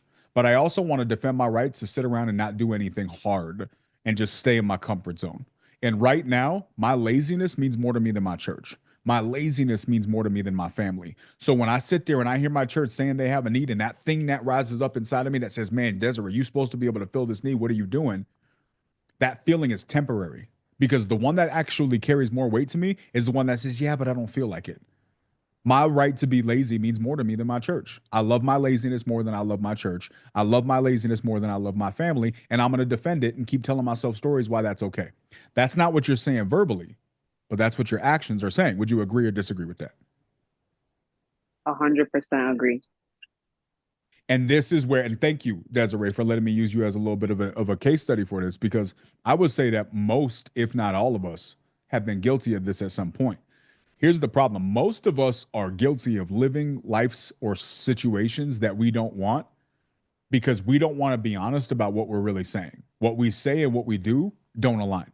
We say we want better relationships, but then we keep doing stupid shit in relationships that mess our relationships up, right? We say we want to be better communicators, but then we don't want to do the work to become a better communicator. We say we want to be successful in real estate, but right? And so it's the thing that's perpetuating. And so I'm saying the quiet part out loud, Desiree, because I think down inside you already know all of this, but just so that way it's on blast, because I think that if somebody was made for, if you were brought in front of your church on Sunday and they asked you what matters more, I think you would say, providing for my family and church, this is purpose. This is why I'm here. This is something I feel, at least for this season, I'm supposed to be doing. 100%, that means more than my laziness. And I think you would mean that with all your heart.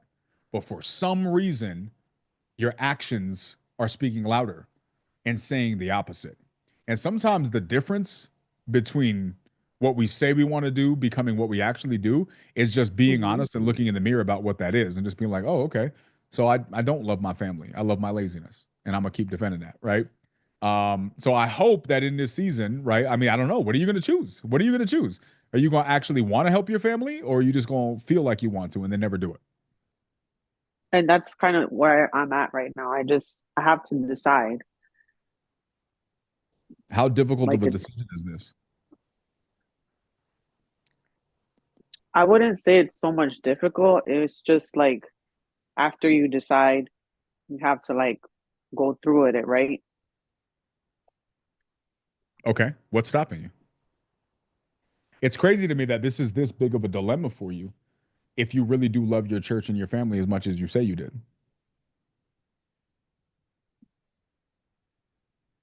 I think it just goes back to what I said earlier. Like, I know it's gonna be hard work, and like, I do want to do it, but I don't want to do it. And like, everything that's worth having in life is hard. Like, it's not gonna be easy. If it was easy, everybody would do it. Like, I know all the things, I know all these things, but it's just like, am I gonna decide to do it, or am I just gonna, eh, I'll just keep living the same life? Yeah, but here's my question. What's stopping you from deciding? My own self. I don't, what does that mean? Define that for me. Like, I feel like I'm just stopping myself. Like, obviously, my decision would be like, okay, yeah, I'm gonna do it. But then it's like, tomorrow comes and I just like, just like fail again. Yeah, here's it, Luke. Luke says it's the relationship with fear. I don't think it is with Desiree. I don't.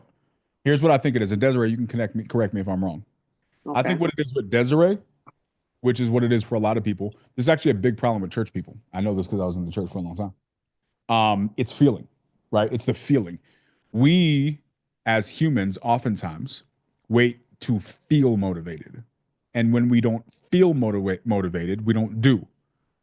And then there's this unconscious relationship with action that says, well, if I really, really felt like doing it, I'm doing it because that's what I'm supposed to do. But because I didn't feel that, I didn't do it. Because we don't realize that motivation exists whether you feel like it or not. We think that motivation is a feeling instead of acknowledging that motivation is a choice. And what happens is we wait to feel motivated, not realizing that if we do that, we'll be waiting forever and we'll never feel motivated.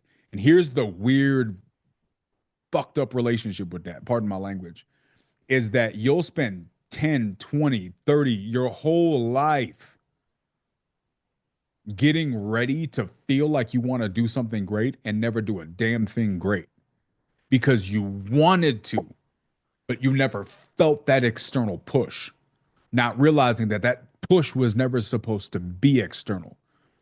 because there's something about greatness that requires that you push when nobody else is pushing you. Even more, you push when everything's pushing against you. And what happens is a lot of us, especially church people who think God gonna do everything for us, we wait for this external force to push us into action, like as if it's meant to be, it would just happen. But unfortunately, that's not how that works. Usually, if it's meant to be, you have to do it in spite of all of the opposition. And when it doesn't happen by itself, we wonder if it's supposed to happen, or we put it on the list of things that we want to do, but then just kind of never really acknowledge that unconsciously what we're saying, well, if it was going to happen, it would have happened. It didn't happen, so maybe it wasn't meant for me. When it was supposed to happen and it was meant for you, but you just never got off your ass, right? And so essentially what it comes down to is we're waiting for the feeling of motivation when motivation should exist regardless of feeling. I wonder if that's some or all of that for you, Desiree. Yeah, and I also believe that, you won't always be motivated, but you should always be disciplined. And that's like doing the thing even if you don't feel like it. I Like agree. going to the gym. There's people that literally are like, I freaking hate the gym. I never want to get up and go to the gym, but I go, But they're there every day. Yep. which is crazy to me. Yeah. Why? Because that's like at a point in my life where I want to be. Like I want to go to the gym too and take care of myself. That's another thing. Like I'm 31, so I'm getting older. Like, I want to start taking care of myself. And it's Abuelita. just, yeah, I'm old already. I'm getting old. You are So getting old. yeah, so all I have to say is, yeah, I guess I just have to make a decision. And like you told me before, like if you if you don't like want to do the work, if you just say that, be honest with yourself and just say that. Or don't Yeah. do anything and But keep living the life you're living. my question is, what's stopping you from deciding right now? Nothing.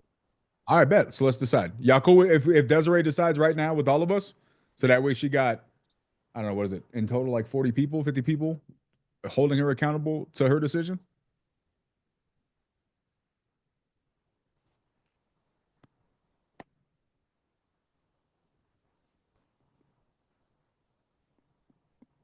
We got a couple people that are cool with it. I'm good with it. All right, Desiree, you down? Yes. All right. So what are you gonna do? I'm gonna do the things. I'm gonna do all the things. One in the chat if you believe her. Two in the chat if you're like, ah.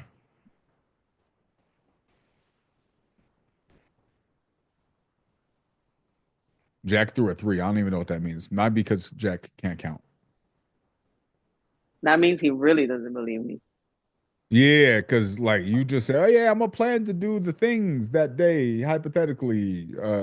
Oh, Desiree, your options are keep doing what you were doing, or become the person that you need to become to step into the fullness of what you need to step into, in spite of how difficult that may be. It's number one or number two. Like, which one are you doing? You have the right to choose whatever you want. I ain't gonna pressure you. I just want to know which one it is so I know what to hold you accountable to.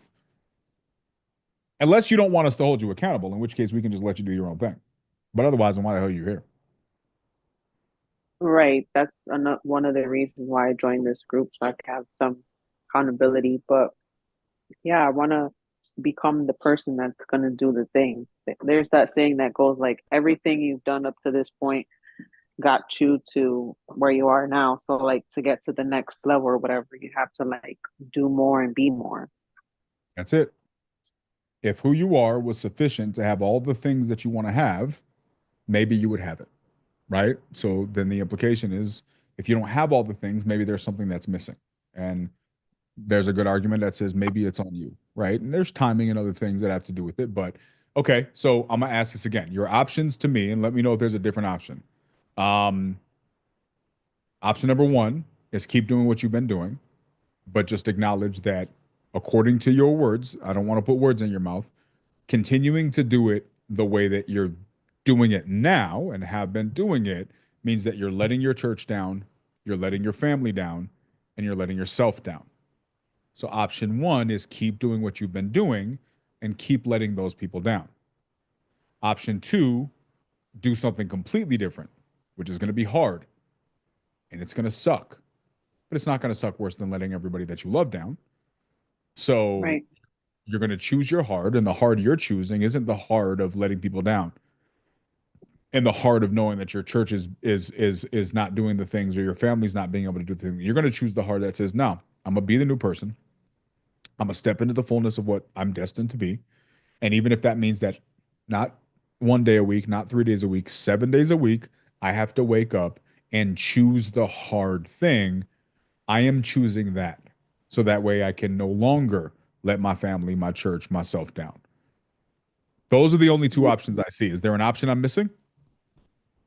No. Okay. Black and white, either or. And I pick number 2. Y'all heard it here. 100%, 90%. What percentage are you committing to number 2? I need to know. Don't lie to me. Jesus is watching. 100. Maybe not every single day. Maybe every day I'll be 80 or 50. But at least I can develop some discipline to do the thing even when I don't want to or feel like it. Is that like advanced calculus algebra math that you just did? It's 100, but some days 50 to 80, but that equals 100. I don't know that math. No, 100 meaning I'm gonna show up, but like maybe I'm not gonna show up my best every single time. So you're committing 100%. No, no. That your 100% commitment may be imperfect. Is that a way? Yeah. Okay, that's Yeah. fine. All of us are going to commit imperfectly, right? Yeah. But as long as you're 100% committed to doing your best and you're willing to stay with that commitment, that's all you can really do, right? And then you'll find out if you're lying to yourself or not. Correct. Okay. Everybody heard it. Desiree's going to do 100%. So that means that if you decide to join somebody's team, they can trust you to show up. Correct. Or they can call your pastor and be like, yo, why is Desiree trash? Can you preach a message on Sunday about integrity? I'm gonna need your pastor's number. Me and your pastor need to talk so we can hold you accountable. You're gonna have to text that to me. All right, deal. I bet. Say less. Okay, so we took a lot of time on that, but Desiree, tell the truth. Is this like a real thing, or are you just saying that because you're on the spot?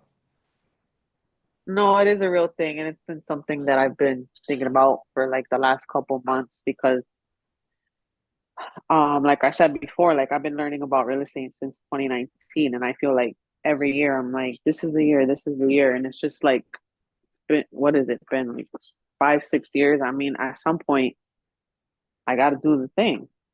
Imagine doing this for 5 or 6 years and not making any progress at all. What, like actually doing it? Yeah.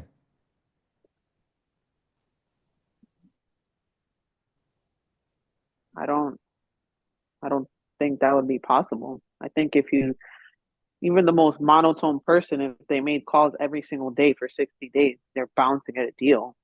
There you go. And here you sit. So this is good. I like this. Here's my only concern, right? Which is the thing that we're going to have to work with. I think you want it more than you believe it. So I think you want to keep the commitment that you just made more than you believe that you're going to keep the commitment that you just made, which implies to me that you still think that there's some sort of external force that is going to hold you to this. I don't know of anybody who's ever had somebody pick them up and carry them to the gym when they don't want to go. They go because they said they would, because their integrity matters, right? From us, right? What does the Bible say? Everything you do, do it as unto the Lord. So maybe that's how you treat this commitment, right? You ain't make a commitment to me. You ain't make a commitment to people on this Zoom, or you ain't make a commitment to people on YouTube alone. You made a commitment to God. And I don't know what that means to you, right? But maybe one thing that could help is if you acknowledge, wait, hold up. I didn't just lie to myself or everybody else. I lied to God. Am I good with that? Right? If faith is a foundational thing for you, maybe that's the level of accountability, because I don't think anybody's going to come and do this for you, Desiree. I think you know that very, very clearly. So whatever it is you have to do to instill the thing that says no, there is no exception. I'm showing up. That would be what I would encourage, my opinion. But that's up to you. It's funny that you bring that scripture up because I think he brought it up either this year or last Sunday's teaching. So I guess that Interesting. I guess that means that the Lord is speaking. He who has ears to hear. Let him hear what the Spirit of the Lord has to say. All right, Desiree, we got you. So here's what I would say. My advice to you is take the next couple of days this week, decide if you're gonna do it on your own or if you're gonna collab with somebody. And then I would post in the school community. I would post here in the chat, who can I collab with? Schedule 2 or 3 calls, start making calls for people. That's my suggestion to you. And if you don't get anybody that you can make calls with, my next suggestion would be to go and make calls for yourself. Do direct to agent, do direct to seller, pre-foreclosures, probates, whatever. But do not let this week go by without you having something that you've committed to so that you can have action steps to follow through to keep yourself accountable to the commitment that you just made to everybody. Okay, well, I'm already kind of not necessarily on Caroline's team, but I'm making like calls from her list. Okay. So, all right. Well, whatever it is that you're going to do, I would make sure it's something that you are accountable to, that people can hold you accountable to, right? I don't know that Caroline's going to be calling you up, be like, oh, Desiree, what'd you do today? Now, maybe you could just bring that here. Whatever it is, I would just have you, my opinion, I would just be intentional. Say, all right, what am I doing? All right, this is 100% what I'm committed to. This is my thing. That's what I would advise for you. By the end of this week, have it 100% committed. No excuses, no equivocations. I mean, my 2 cents. yes, sir. I bet. Let's go. Y'all can't be in here. I'm gonna do my best now. If you guys are in this Zoom, to not let you lose. All right, bet. Last question. Here's what I'm gonna say to everybody here. Guys, in the chat, throw if you're JVing, throw how you're gonna JV in the chat for the sake of having it. I want to see it. If you're not JVing, you don't have to answer this. If you are JVing, I would love to see it in the chat how you're gonna do it, so that way we have something we can hold you accountable to. Or maybe if you are JVing, somebody else in the chat could, like, for example, if you're like, hey, I got a bunch of leads, I'm a great integrator, I'm great at pulling lists, but I'm a little nervous to call people yet. I'm not in one of DQ's communities, so I don't feel comfortable as a salesperson yet. But I would love to connect with somebody who's comfortable making the calls. I will provide the leads. That would be a great thing for you to put in the chat, because maybe I can connect you with Desiree, right? So this is another reason to put it in the chat. So put that out there. Giovanna, we'll let you be the last one to say it out loud. You said you were going to be JV, and do you know what you're doing? I mean, I have my leads that I'm calling through. So until those run out and I hope to get a deal to reinvest in like leads, that's what I'll be doing. And then I guess figuring it out if I get, since my leads are nationwide and different markets,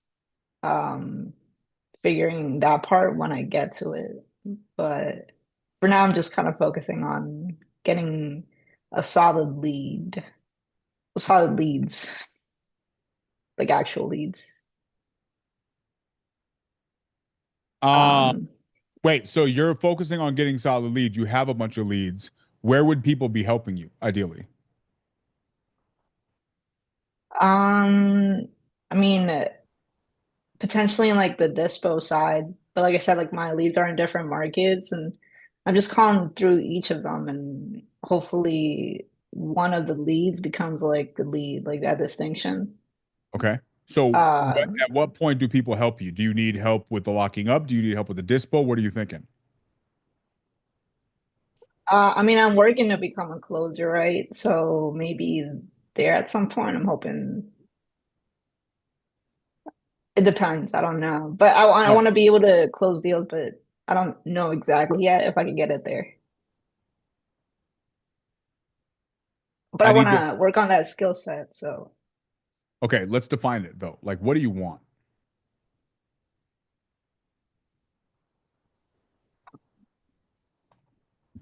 Make it clear.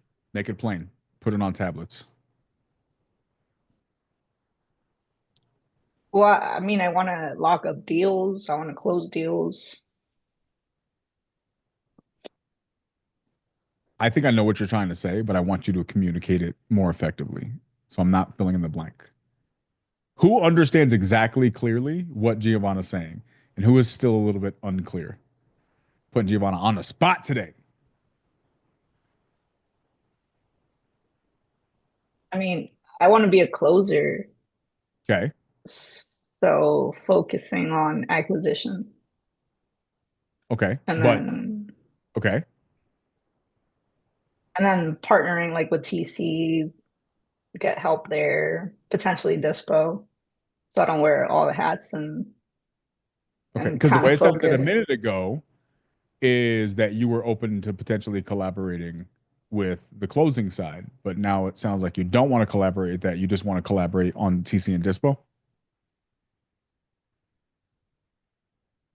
I mean, no, potentially on the closing side, like with this challenge, like potentially with you, like JV with you, or if there's like a closer, if I'm not there yet, if I can tee something up potentially there, but I don't know yet. Okay. All right. So summarize that for me as a pro level communicator. Deliver it like full confidence, said with your chest. So yeah, no, so I want to be able to, um, I can't communicate.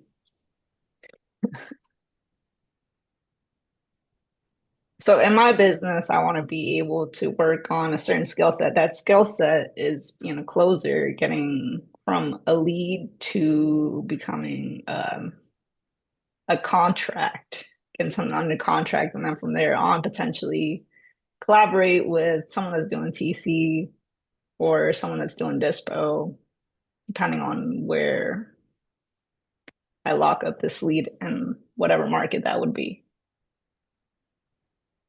Okay. So TC and Dispo is the primary, but then you said it could be scenarios where you would collaborate with them on the other stuff.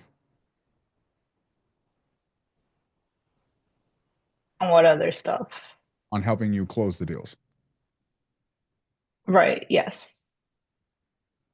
So that's on the list too. How many collaboration areas exist? 1, 2, or 3? It would be Dispo, TC, and potentially closing. Boom. So full 3. Right. And then I mean it depends on like my leads too, because like if I run out of leads, we'll see. Okay. So that's good, right? I'm challenging you to do this part, right? Because obviously your apprehension is you want to kind of keep it in, but I want you to over communicate. I'm challenging you to over communicate, right? So you just at the end added a fourth potential thing where, hey, if I run out of leads, I may need more leads too, right? So here's how I would convey that to give you a little bit of a context for the gap. So I would say, all right, guys, here's what I'm doing. I have a bunch of leads. My goal is to be able to close those leads. However, I recognize I'm not perfect yet. So the area one I may want to JV is somebody may help me close the deals that I'm not able to close. That's area number one. But I'm going to do my best to not need that help. Okay, cool. Area number 2, TC. Area number 3, Dispo. That's my primary goal. There may be an additional scenario where if I run out of leads, I would be willing to call other people's leads for them. But right now, that's not where I'm at. Right? Is that an accurate attempt to convey what your message was? Yes. Okay. Do you hear the difference?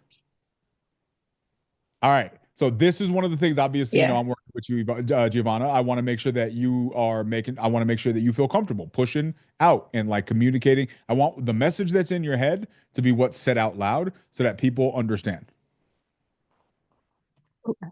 Okay. Okay. That makes sense. I like it. I like it. Okay. Everybody's on board? We good with this? Everybody happy? Okay. Guys, this is JV in a nutshell. JV is going to go way more thorough than this. I highly recommend you guys go find some JV agreements. I am working on seeing if it's safe for me to give you guys JV contracts. With all the recent legal stuff, I'm consulting with people to make sure it's safe to give out agreements. Until then, I think you guys can go find your agreements, talk to somebody. If you have an attorney that's helping you with real estate stuff, if they have something, or if you can find something that you're comfortable with. But I would highly recommend that you put something on paper and that you guys are on the same page, that you have good upfront contracts, you're clear with what you want, and you move forward the way you want to. This should be a business. This could be a business. You could build a very, very successful joint venture business. There's a million ways to do it. You guys have heard a couple of examples today of what people are working on. My encouragement to you guys is if you already know what you're doing and you're doing JV, hopefully something that was said here helps you understand how to navigate that. If you are not already doing JV, and you're thinking about doing it, I would say test it out. And there's a bunch of different ways you can test it out. Today is some examples of the ways that you can do that. It's going to be good. Peter says, I'm currently wearing all the hats. My goal is to JV more using someone to dispo. I can lock up more deals in acquisition. I agree. That's a fantastic way to do it. This is good. So I hope you guys think about this. I hope you guys are collaborating with each other. If you guys are in the community, you guys obviously already have direct access to everybody. If you're not, I highly recommend you reach out to the people. If you see their information on the screen, reach out to them. Reach out to me. I can connect you with people, stay in contact, connect with people, do the things. Fantastic. Okay. That being said, let's call the leads that we have lined up. I know we have a bunch lined up. I want to get through all of them today if we can. Mitch, you were asking something about a sub 2. Yeah. I haven't had one with, he just filed bankruptcy, and I'm pretty sure that means no sub 2, but I just wanted to clarify. There's some nuance to that usually. Like, what do you mean? Like, the deal would be a good sub 2 deal, but he filed bankruptcy, like, I don't know how long ago. So his lawyer said that he can't sell the house. So I'm just wondering, if this is even worth anything or what to do from here. I think it mattered. Like, how long ago did they do the bankruptcy? Is it official? Did they just file it to stop an auction? What kind of bankruptcy was it? Do you know any of those details? At the moment, I don't have that many details. The dude doesn't sound like he knows much either. But it looks The like seller or the agent? the seller. The last payment he made was in June, so I'm not 100% sure if it was going to go to auction or not yet. But the bankruptcy is also he filed the bankruptcy to stop the auction. Well, it doesn't look like it's just that. It looks like he filed it with dealing with his personal and business taxes too. But I don't have all that information right now. Edgar just got off the phone with him. Yeah, I feel like a lot of those details do make a difference. Because that's what I meant when I said that there's nuance, because depending on how they did it, if it's fully executed, there's a bunch of different ways. Kate, what are your thoughts on that? I think we need more information.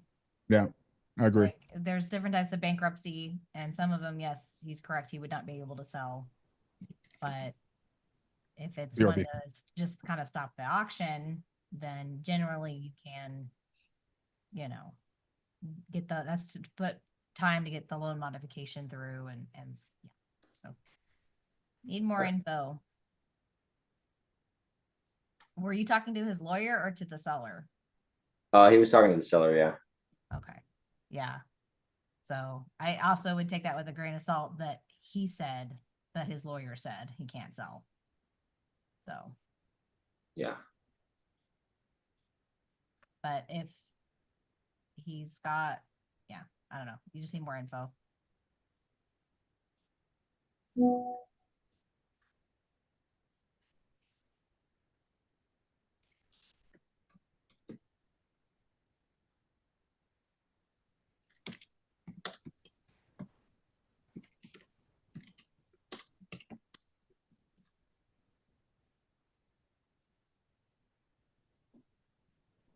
Does to keep things going. Anybody else have thoughts on what I just said? Eddie wrote in the chat about bankruptcy, so Eddie, my awkward silence partner, what do you have to say? I like it. I'm just gonna see how this plays out. I think again, you got to figure out a little bit more information. It was That a last payment, I was curious who would that last payment go to? Because if that last payment went to bankruptcy, that shows that bankruptcy already went through. And but if the last payment was made to the bank, and then it's still a chance that the bankruptcy hasn't been accepted and fully executed. So the last payment he made normally was in May, hasn't paid since June. The bankruptcy was filed in November to stop the foreclosure.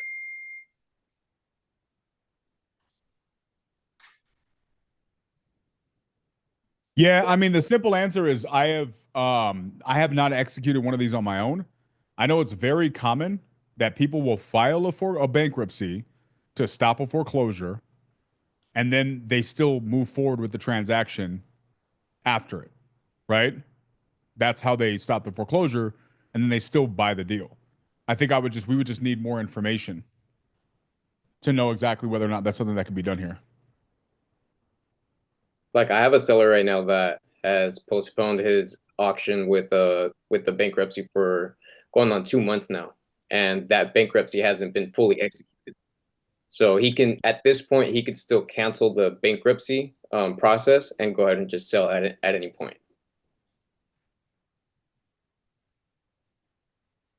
Okay, so what information would y'all need? Like, what information do I need to get from this guy? If the bankruptcy has been executed, I think that's the most important thing. And then after that, find out what type of bankruptcy it is. Ed, you want to chime in?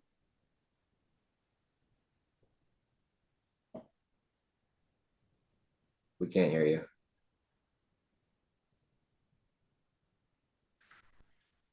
What did I miss? Everything, bro. Did you catch if that bankruptcy's been fully executed or what type of bankruptcy it is? Nuh-uh. I didn't. Seems like he was about to sell the house last month, and it's a similar situation as that lady from San Antonio we discussed last month, where she had gotten her lender was like an investor who gave her a high interest rate. It's a similar situation. So he's behind like 5 months, and supposedly he had a seller like early November, or he had a buyer early November. And when they went to close, the property's still under that lender's name. So that's when he went and found him a bankruptcy lawyer and filed bankruptcy. I didn't ask him what kind of bankruptcy it was. I didn't know there was any different kind. Yeah, there's different kinds, but so a lot of people stop foreclosures with bankruptcies and they don't necessarily follow through with the bankruptcy. They just kind of buy themselves some more time. And in that period that they're buying themselves some more time, they can easily just back out of the bankruptcy process and just continue with the sale or continue with the loan modification, whatever they're working on. After that bankruptcy gets accepted and executed, I don't know much after that in the sense of like what they can do to sell. It sounds like Kate knows a little bit more about like specific bankruptcies, if it's like a Chapter 13, Chapter 7. But I don't know what goes into that. I just know that if they haven't executed the bankruptcy, they can just back out of it and go ahead with the sale. So what would be my next question to him? What kind of bankruptcy is it? Yeah, and Has it been executed? Yeah. Okay. Yeah, let us know what So happens. right now, I told him to talk to his lawyer because supposedly he has another offer for like he'll be walking away with 30,000, but on the purchase price, they only put 30,000. So I don't know if that makes sense. And his mortgage balance is like 153. Are you guys doing cash or creative on this? So, well, what I was going to try to do, because his interest rate is terrible, it's 14%, but it's fixed up, and there's like, I would say like 70 or 80,000, depending on where the numbers end up in equity. So I was thinking of trying to take it down sub 2 or even assume it from the lender, depending on what's possible, because it's a private lender. It's like an investment company. And if I can get it down that way and then just refinance it immediately into just 30-year mortgage with a 7% rate or something like that, and just keep it as a rental. But the pictures, there's not really anything we need to do to it to rent it. So it's Yeah, a hard. I would get the details, guys. Just get the details so you know how you can move next. Let us know. Okay. All right, Joel, Luke, we're calling up Juke. We're calling some of your people today. Who else we calling stuff for? Jack, are we following up with any of your people? I know Virginia, we have some. Let's do the quick list. Let's get calling. I got a couple people. I need underwriting. I don't really need calling right now. Okay, walk me through where we were with some of yours yesterday. I know we had some that we were calling. What happened? We called them. You need to run some numbers, and then we're going to follow up. Is that where we are? No, we did. You listened to some of my calls, recordings of my calls. Yeah.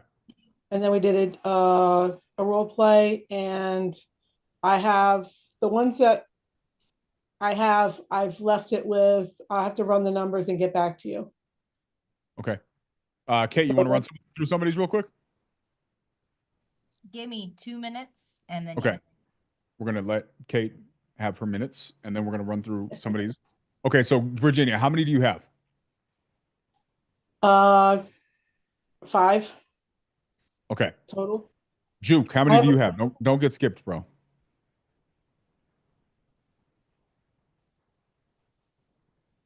Okay, he got skipped. Who else? Anybody else? I got 2. You got 2. Anybody else? Going once, going twice.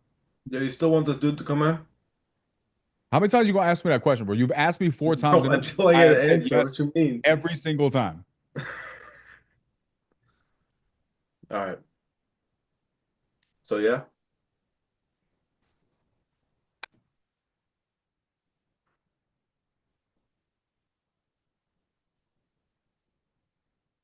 You could just say no.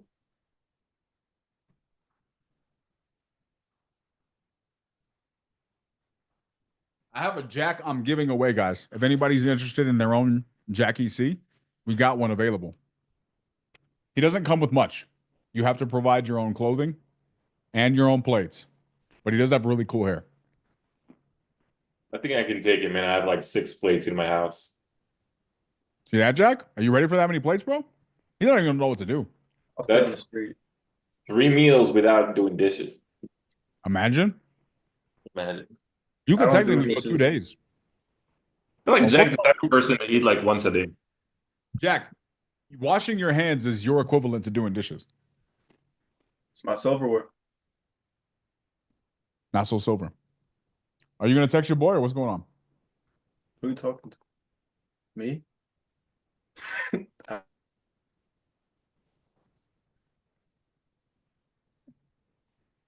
I want to make so many jokes. Desiree, he doesn't cook. Have you ever seen Jack eat? Jack eats everything from his hands. At least he's cooking on the phone or when he explains deals to you. He's cooking. No,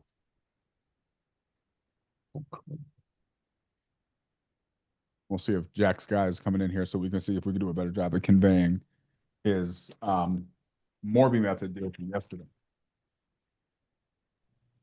Marby. I'm able to help Virginia. Okay, let's go. Kate, do you mind explaining people your process while we're doing this? Sure. I mean, it's honestly my first step for most markets, if it's not one that I have MLS access to that I like the MLS access to, my first step is honestly Zillow.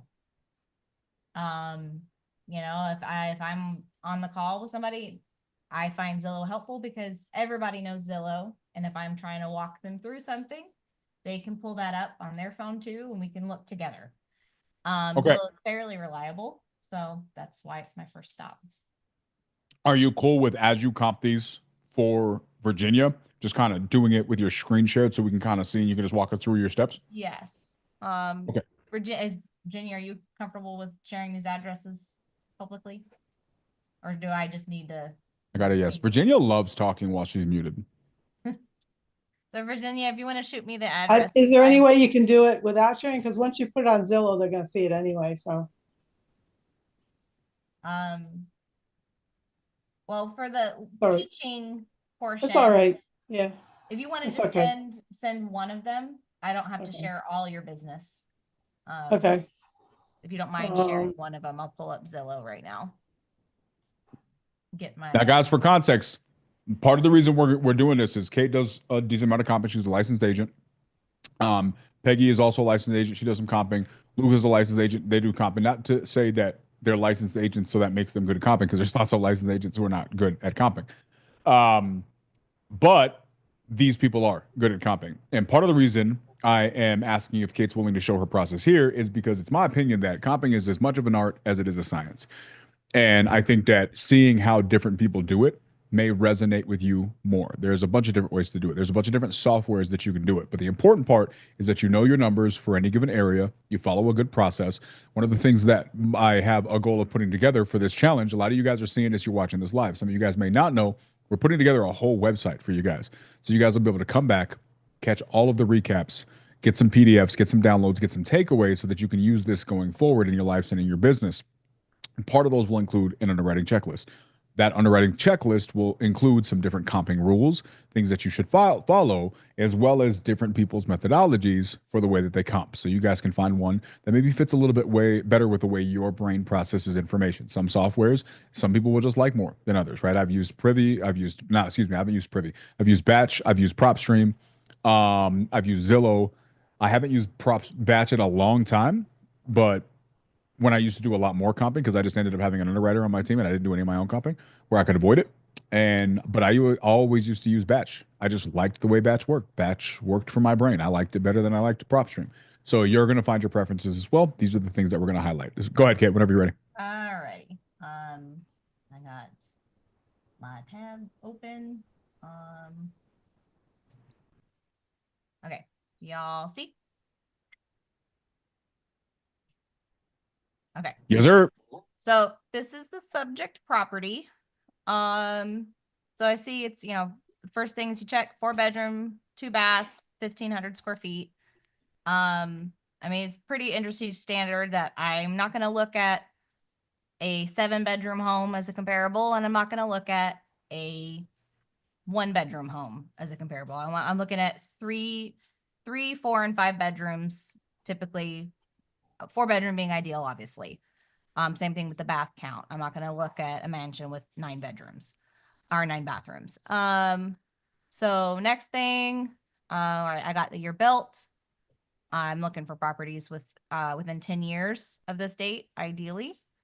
Lot size is kind of less important in my opinion, but that's a good reference point to have. It's 5,000 square feet is a pretty standard normal city lot. Not really worried about the rest of the stuff. Days on market, any other little details here I can pull up. Some of this stuff will be better, valuable later, but if I'm doing quick comparable, I'm not worried about if it has AC and those kinds of details. So I have another tab open with the area that it's in. So this is the subject property. So this is what's currently on market.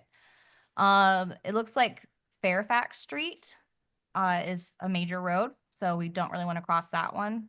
Same thing with the 20th and 26th Street. So I'm going to look in this little box as a start. I have minimal knowledge for Jacksonville, so we're kind of learning together here.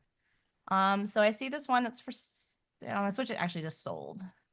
And then I'm going to change my days on market or my solds. I'm going to start within 90 days because that's what most appraisals will go with, but I'm only seeing one. So let's bump it to 6 months and see. All right, there's 4. That's a little better. If anybody has questions about appraisal stuff that's for lending purposes. They're not going to look at a comparable from a year ago unless there's absolutely nothing for sale in that area. All right, so this is a 2-1, not really comparable. That one I think is a lot. This is another 2-1. Okay, so this one has a little bit of potential. It's similar square footage. So let's open this one up. All right, so it's a 3-2, so smaller bedroom count, but it's a larger house by 200 square feet. That's still within my margin of error, so I'm going to continue. The next thing I'm looking at, it's a 1-story, like our subject property. Our subject property, clicking back over, does not look like it has any kind of covered parking. A carport really doesn't add that much value, but that's just something you want to check. And then, all right, so this one looks like it's pretty remodeled. But before I get further into it, I'm going to scroll down and see if I can find out how old this house is. It looks like it's a similar age, but let's see if I can find that. 1953. All right, our subject property was 1962. So it's on the tail end of being a comparable for age, but it's still within that 10 years. So this is a good comp for what we're looking at. So Kate, can I ask you a question? What does the fact that it's brick, does that have anything to do with it? Does that have if any we effect? were getting into like there was a lot of comparables, then yes. But for just quick, I'm on the phone trying to anchor maybe. That's not gonna matter. However, if I was trying to buy this house, the seller might try to throw that up as a reason. Now looking at this one, it's entirely possible under this horrible stucco job, there's brick. That's actually what my best educated guess would be, is that this is actually a brick house. So, but I mean, yeah, like we can look at a few pictures. Obviously this is digitally staged, but like this is a remodeled house. So Virginia, this is a good comp for you. So 203 is what this sold for in June. So since it's a little bit larger house, but has the less bedrooms, for me personally, that's kind of cancel each other out. So it's somebody that's looking for a 1,500 square foot house with 4 bedrooms is probably willing to look at a 3-bedroom with that's 1,700 square feet. So I'm not going to put a lot of weight on those numbers. So I would be comfortable saying, keeping in mind that this comp is on the older side, I'd be comfortable saying your ARV is between 200 and 210. Okay. All right, so let's write this down. What are your age rules? Like year built, what are your parameters? They're pretty standard. I'm assuming you use the standard ones, but let's put Kate's down. Yeah.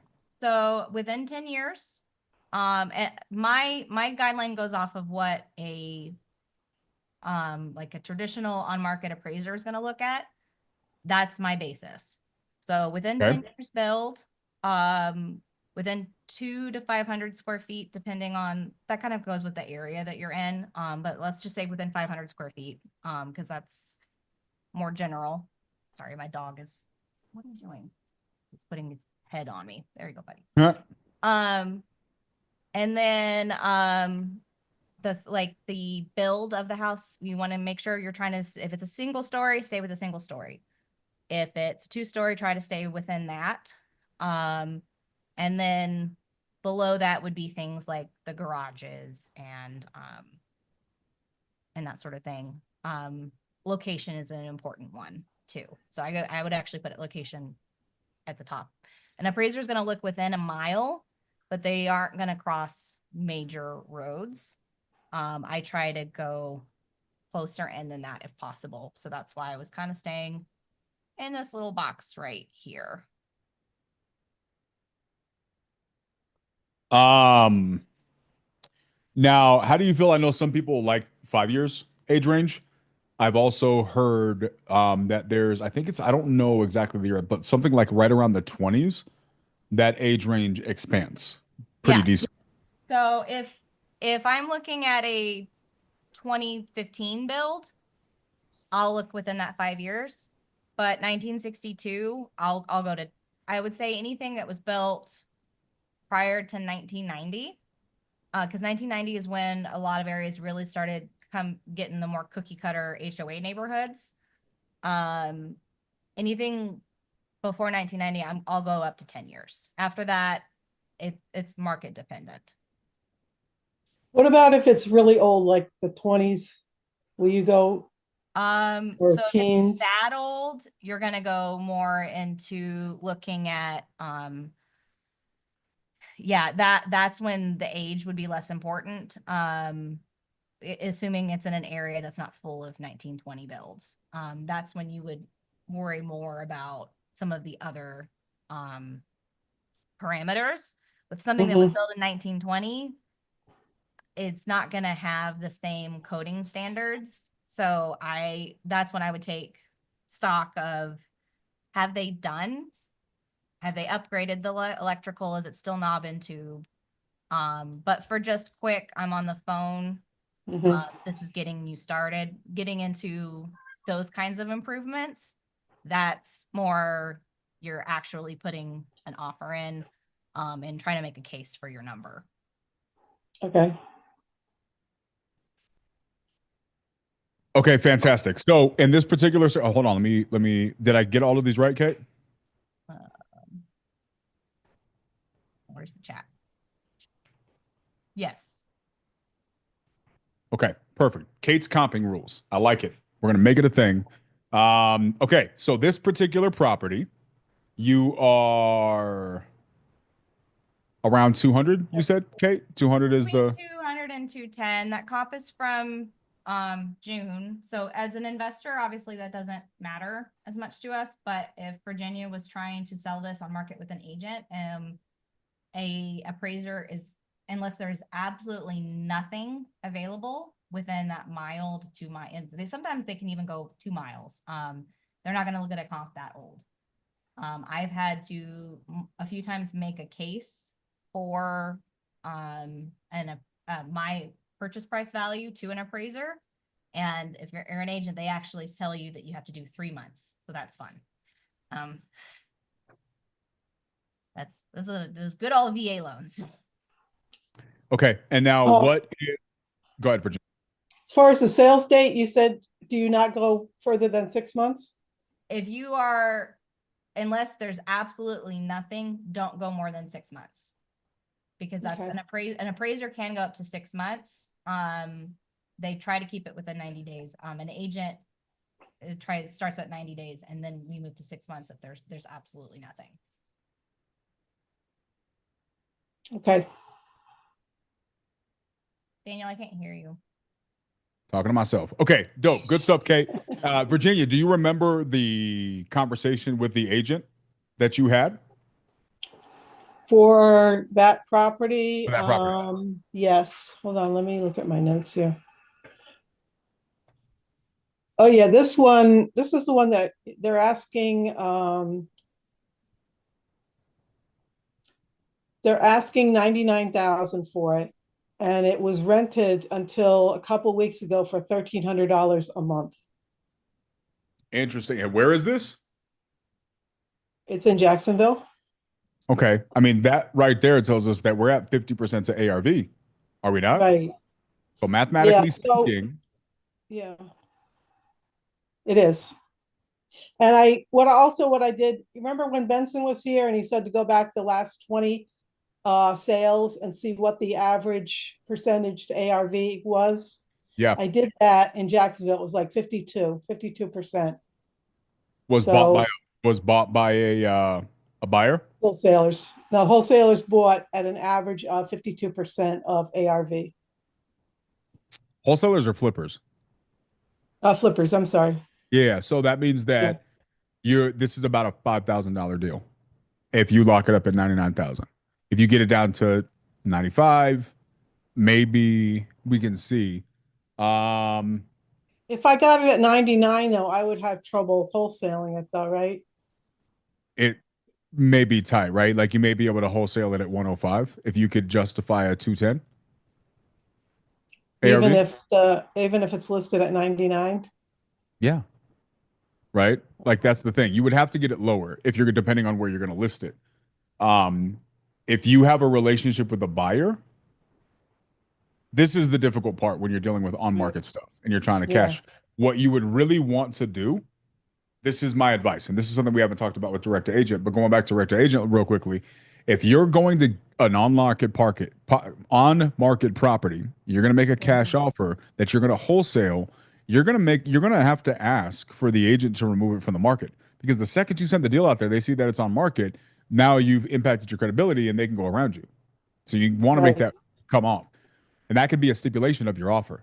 Hey, I'm willing to sign this contract, but it needs to be removed from the MLS. Okay, cool. But you don't want them to do that unless you're sure you can perform on the deal. So you want to make sure Right. you can perform on the deal. This is where knowing your market, guys, this is where knowing your market really, really well comes in handy. I don't know that I've ever done a deal in Jacksonville, at least not one that I can remember. And maybe I have, but if I have, I haven't remembered. I don't remember it. So if I haven't done a deal in Jacksonville, then I don't know exactly what my numbers are.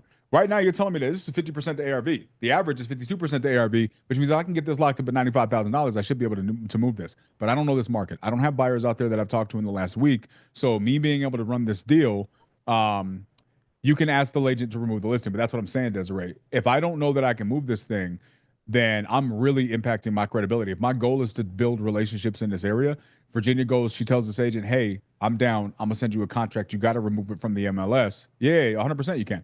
And then she removes it from the MLS. He removes it from the MLS. Now it's no longer there. I can't perform. She's got to go put it back on. Now I've just impacted my credibility that much more, because there's one thing if I didn't perform, but they were still pursuing offers. But I didn't perform and I forced them to stop pursuing other offers. So that's a bigger thing. You need to make sure that you are able to perform if you're going to make offers like that. So this is where I can see what buyer will come in at. He loves Jacksonville, especially for pass splits. Yeah, like ask them. So Go ahead, Kate. I was just gonna say, I was just looking at the on markets just now, and there's one that's a 1945 build that's for sale for 189.9. That's a flip. So, that's an older home than we were looking at, but buyers are gonna take that house into account when they're making offers. How long has it been on market? Okay. It's been on market for a while. It says, it's one of those no fault to seller back on market. It's been on market for 152 days. So now they're going to say the comps aren't 210 because we got a 189 that's not moving. Yeah. And this house is, it's actually a better comparable. It's a 1464 square feet. So it's within 100 square feet. Okay. Yeah. So it's 110 square feet smaller. So if that's a better comp, then our ARV is not 200. Our ARV is probably, yeah, like I'd put you in the 190s if this is not selling. Virginia, I'm going to send you the address for that one. so you need to be at around 60 then, 60, 65. Yeah. That's going to be a harder Okay. sell. Yeah. What if I tried to find a landlord since it rented out at $1,300 a month? What if I try to find a landlord since it rented out? You could, but it doesn't matter. Like that is still you still have to justify why they would work with you when they can just go directly to the agent. Right now, you could essentially say right now, I have a personal relationship. I've been having conversations with this agent. I am going to be able to get this deal a little bit different than what it's on market for. You'll see that it's on market right now. I should be able to get it for a little bit of a better deal. However, you have to make sure that your deal is going to be so much lower that they're going to get it from lower than 95, including your fee, or 99, right? So this is where it gets a little bit tough. This is where knowing your market and knowing your numbers comes in handy. This is where the people who do this at scale, they can look at this and they know exactly what it's going to sell for, because they're doing deals in this market. They know what properties are selling for, so they don't have to wonder. They're going to know right now. I know 5 buyers who will buy this thing at 110 all day long. Right? Or I know 5 buyers that'll buy this thing, but they're going to need to be at 80 grand. Okay, great. So all And I the got to do is thing- get into there at 775. Yeah. And I mean, the thing is with this property is they originally listed it at 150 in May, and they've been continually dropping it. They had it at 110 at one point. Investors have already told them we're not paying. This is the one they had I don't know. He said they had a tenant in there, and the tenant was giving him a hard time about showing the property. That's why, that was his excuse, why it's been on the market so long. He couldn't show it, and now the tenant's out and they're ready to sell it. I was about to say something about the agent. I'm gonna keep to myself. This is on YouTube. Yeah, I'll just say this. Show care in your photos. I don't need to see hands in photos when you're listing properties. better than seeing other stuff, Kate. It's true. Just saying. Okay. That's one. You want to do a couple other ones, Virginia? Let's make a list. So we got this address. I have 3 more to send her. Let's do it. Let's do them. Let's knock them out real quick. Then we can do some follow-up calls with you. Okay.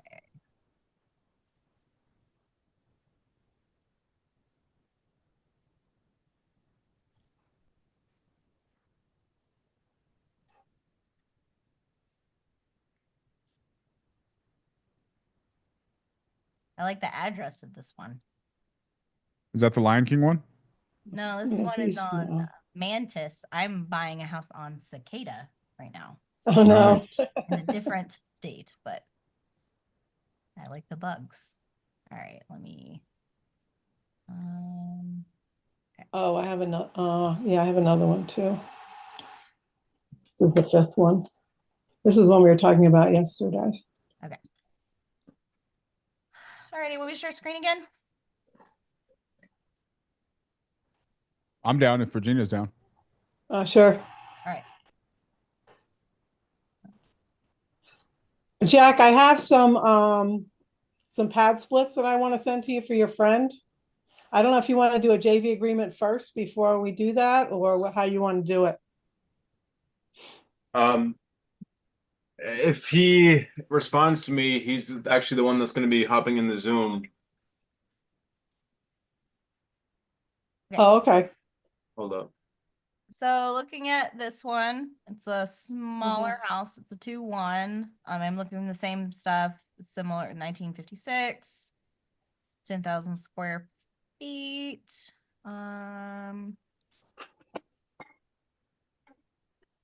Yeah. So I'm just gonna look here real quick because sometimes there's maybe like a bedroom or a bathroom that's not included. Different states have different rules on listing properties with bedrooms and baths, so sometimes that's valuable to check. All right. So we're in this little pocket here. We're looking at. I'm gonna do this one. We'll look at the on markets. All right. So instead of clicking on all of these, I'm going to go to we'll do that, and then it was a 2-2-1. Okay. Let's try. Wait, go back and show me how you pull back into this area. Oh, so you just open up a new Zillow? So what I did is I opened 2 Zillow tabs. There's probably a better way to do this, but this is how I do it. And then I scroll down and find where, because if I back out of the search, it's going to have the entire city of Jacksonville. So I look right here, and now I know exactly where it's located. And it'll give me kind of a rough area, and then I can find it. I know Zillow representatives frequent my Zooms. So because why wouldn't they? Zillow, do me a favor and make this way freaking easier, y'all. Like, why are y'all like this? So Bro, they made it worse. It's so bad. They made it worse. You could retype the address in the search bar and have it point you to where it actually is, but now even that doesn't work. It doesn't work as good, right? I was noticing that the other day. I was trying to do it for whose property was. It was in California, probably. Like, why can't I find this house? Yeah. Bro, now I gotta find it, open 2 tabs, one for Google Maps and one for Zillow, and I have to find a house, bro. It's ridiculous. So you can have the hi, my kids just got home. You can have the Hershey's Kisses. I'm not doing hot chocolate right now, though, okay? No hot If chocolate your for brother you. will help you. You can do that. I'm not doing it. Is that a Zillow representative? I think it is. I would Does be your mad. son? I would be mad as well. Does your son represent Zillow? He wants hot chocolate right now. So Okay. if y'all can work together and make that happen, that's fine. Let's go. I want a cup. All right. So it looks like the only one that fits that parameter is the subject property. So, for on markets. So I am going to remove this. Sorry, the dog is really excited to see kids. Hey, get him a busy bone if he's bothering you. Okay. All right. So and these are probably going to be all a lot larger. So let's switch it to solds real quick. I need my days on market. I'll see 90. Okay, so there's a decent amount right there. Let's click on this one because it's right there. Okay, so this is a 4-2, similar square footage, but it's obviously different bed and bath count. Let's look at this one. 3-2, still not loving that. You know what? I'm gonna remove.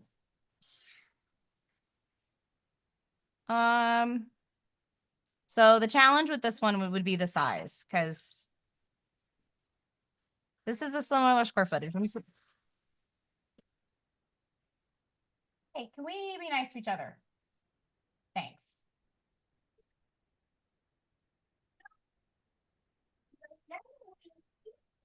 Okay. If you could figure it out on your own, buddy, you can do it by yourself. All right. So let's see. This one's really cute looking. It sold for $244 apparently. But all right, before I get too deep in the That's a full photos. remodel though. Yeah. So that's 1956. Our subject, same year as our subject property. But $100,000. based on the bedrooms, this is, not a direct comparable. Square footage is pretty close. So 1 second, guys. Kate's on some, don't make me pull this car over. I'm about to pull the car over. She's about to pull out the chancleta. It's just no one will help the little ones in the world. All right. So I guess this one, maybe because it says 244 when, it's because it's active. It's currently on market. Got it. So this one, let's scroll down to this. So they sold it for So it's the flip. 142. Yeah. So they sold it for 142 and flipped it for 244. I wish we could see the pictures from before. Yeah. This looks like a pretty standard flip, which means they bought it at 145. They're flipping it at 244. But how many days on market? It's been listed already for 40 days. That's interesting. You might be able to see it on Privy, the before and after. Yeah. That would be good. Do you have Privy, Kate? So yes and no. I'm having problems with my Privy login right now. I had talked about JV. Someone had logged into my account one time and now I can't access it. So what the hell? Yeah. Did you sign up for the new price or are you paying more? So that's the thing is I was trying to use the same email address and they said I could and all of that, but yeah, I got to get the login sorted. So I'm in talks and don't worry about it. I'm trying to get the person that took it to return it before I escalate it. So I can phone a friend. yeah, I know that. Okay. All right. I got you. If you need it. Kate's being way too nice. I'd have been texted Benson right now and be like, bro, can you kick these people out?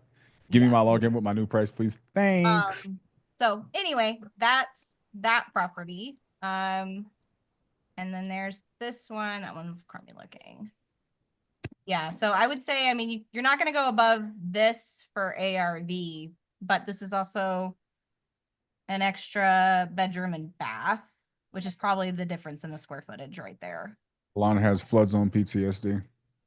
So, yeah. Yep. No, it's true. It's like killing so many deals. And it really is next to like a couple creeks, I think. All of Florida is a flood zone, in my opinion. It is just a big swamp, right? It is.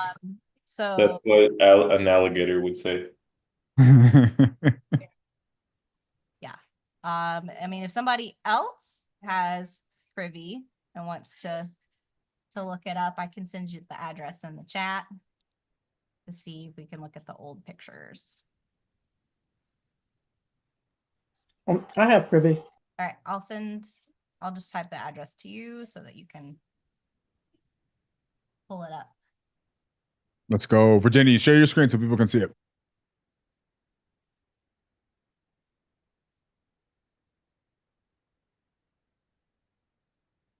So lesson is don't share passwords with people. They will change them.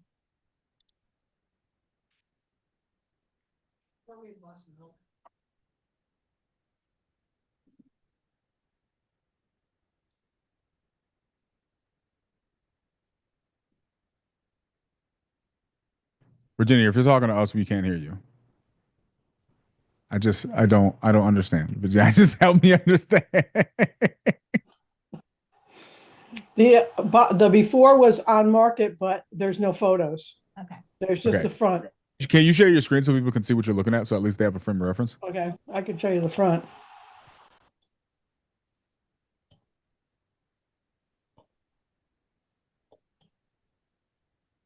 You see that? Yeah. So it looks like I mean, honestly, it doesn't look like they did much to the outside. And I mean, it said in the description, like the roof was only a couple years old.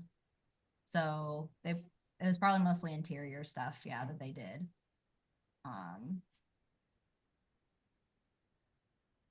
Does it happen? So this was a direct to seller deal. So this is a direct to seller flip.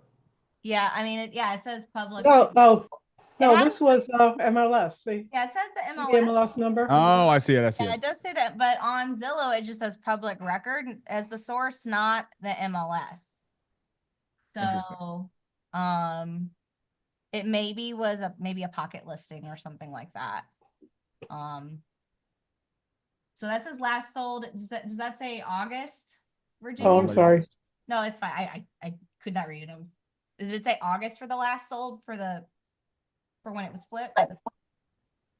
Yeah, August 28th, 24. Yeah, Zillow says September. So Scroll down, Virginia. Okay, coming. I got it. Where do you want to go? Down. Keep going. This That is it? the bottom. Okay. That's the just wanna bottom. see- Yeah, property history. yeah. 828. They bought it for 150, 918. Oh, so is it like No, For listed for 150, Yeah. sold for 122. And then, Oh, okay. I'm but sorry. I think this is a wholesale because Zillow says 142 is the sold price. So somebody maybe got a $20,000 spread. No, this says 142 on 919. Okay. Yep. So somebody bought this property, wholesaled it to a flipper. Flipper is trying to sell it right now. So what that tells us is that this particular flipper thinks that the ARV out here is 250, 240. Yep. Right? This is helpful information. So we know this. I'm gonna give it to Privy. I'm excited to use it because what this tells me is Privy just told me where my cash number needs to be for buyers in this area, or at least for this buyer. Now, if this buyer, can you look up this particular buyer's information? Do you know how to do that, Virginia? The current person who's listed on market with this? I know Let's there's a see. page. I don't think that Privy gives you the ability to see like other properties they own, like Batch or one of the other services. I thought he did show us that, like different deals. Maybe that was an agent. Oh, other Yeah. properties that they own or Yeah. the person Yeah. that owns this Does it property? have that on there? Yeah, so Omar Mohammed Salim. Salim owns it, right? And he bought it from Oakwood Property Oakwood Holdings. Property Holdings LLC. So maybe this is interesting. Oh, it looks like Oakwood Properties bought it on the 18th and then transferred it to him on the 19th. So that maybe a blind closing. Maybe. Yeah. Interesting. Maybe he just sold it to himself in his own LLCs. So find out if Yeah, it could've any been of double close. Oakwood Properties, Omar, any of those people. So I'm looking at Batch Yeah, he could- right now to see if he could have bought it for 122.8 and then wholesaled it to himself for 142. Like $20,000. So he's looking at that property on Batch, he has quite a few listed on under the owner profile that he's purchased and flipped in the last 2 years. So he might be a good buyer. Okay.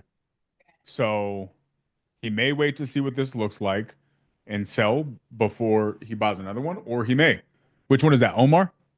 Yeah. So I Right. put the address on Batch and pulled up owner profile, and he has 5 properties that last sold within the last 12 months, 12 to 18 months.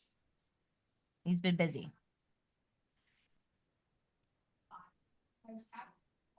So. Very interesting. Hold on one second.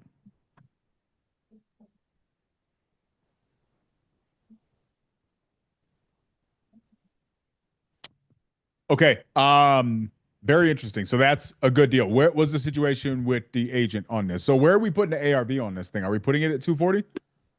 I would put it a little below that because it doesn't have the same Smaller? bedroom. Yeah, small bedroom count.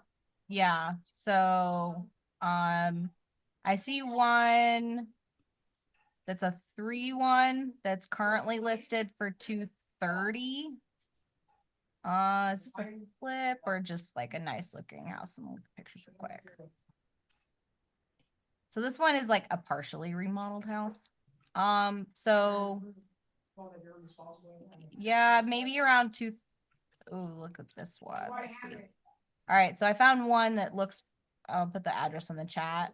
Nope, never mind. That's not the right one. Okay, yeah. So I'm seeing other properties on market right now in that area that are in the 220s and 230s that are larger than Virginia's property. So that are like remodeled to probably like 10 years ago standard. So I'm thinking, yeah, maybe 230 if you're feeling ambitious. But it might be more like 220, 225 is where it would actually sell. Okay. Am I the only one that thinks it's like a 200 thing? Because who wants to live in a 2-bed, 1-bath house? Unless you add like a bedroom or a bathroom. Well, You have to add. Looking at it, let me look at it again. When I was looking at it, I think it actually has like there's only a few photos. Looking at it, I think it actually has like square footage that's not being listed because it's probably not permitted. So I think it might actually be a 3-bedroom house. Which is why I'm like, if you could go through the steps to make it nicer. But yeah, I don't disagree with you. It could be closer to that. There is one that's for 209 that's listed right now nearby. That's a 3-2. That has, I got a little bit of a clutter problem. So yeah, it might end up actually being, Alana's right. It is only a 2-bedroom. So that's possible. I'm thinking it's actually bigger. I don't know what Florida's laws are on counting a bedroom. Off the top of my head, in Texas, for a bedroom to be considered a bedroom, it has to have a closet, for example. I think you have to have a closet and egress.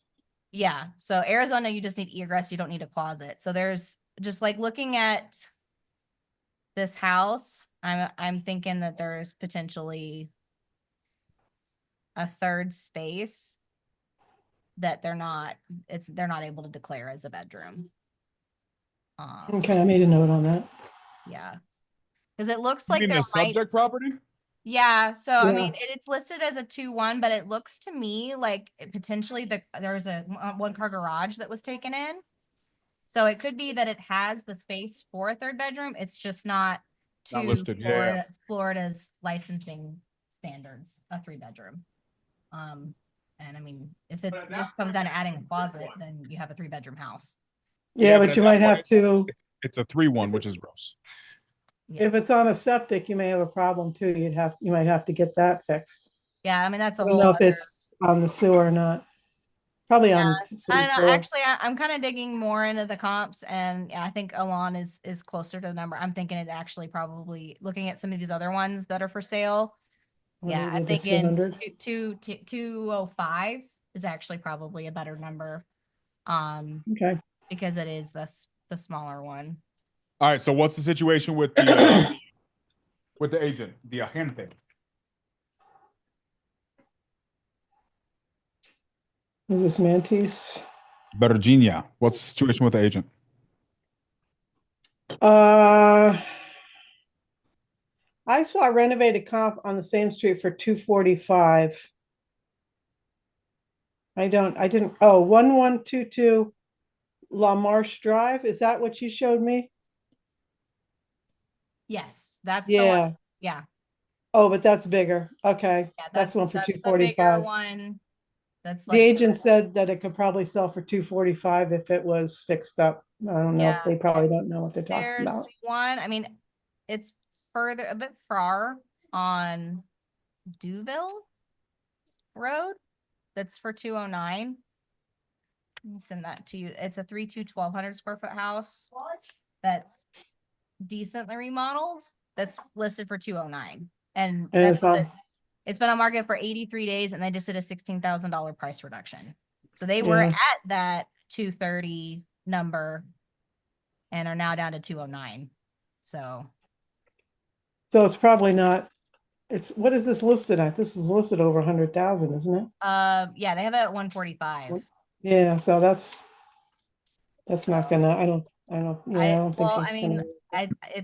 it's not 145 is high. There's not flooring in one of the bedrooms. So Yeah. Oh. All right. Okay. So there we go. What was the agent situation, Virginia? What did the agent want on this? The only thing I wrote down from the agent is that they said that if the house is renovated, it should sell for 245, which I Okay. guess is not What do they correct. want for They're asking 145. Yeah, this is But even where 145 to 245 isn't enough, here's the thing. really. This is the part that, guys, respectfully. Now, I'm making a lot of assumptions right now, but I think these are fair assumptions. This is why you have to show up as the professional, even if you're talking to licensed real estate agents, because agents will not always be educated. Agents may fudge the numbers a little bit for their own benefit because they're trying to close you. These are the things that happen, right? So this particular agent went and saw the highest on-market comp. It's not even a sold comp.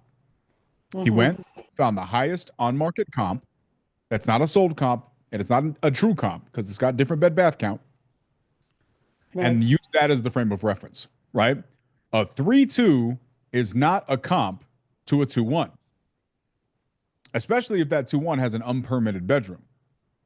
There's issues there. It's not a fair comp, but he used that as a comp. If you're going to be making financial decisions based on their numbers, you need to be comfortable enough with running your numbers to know that, and then be confident enough to push back when they do suggest those numbers. You got to push back the right way. We can probably demonstrate examples of this while we're doing this. But when you push back, if you do it the right way, you're going to see the examples of how they respond. And that's going to tell you a lot about the type of agent you're dealing with and how they operate. And that'll tell you if you want to continue doing business with that person. This is information you want to get out of the way early on.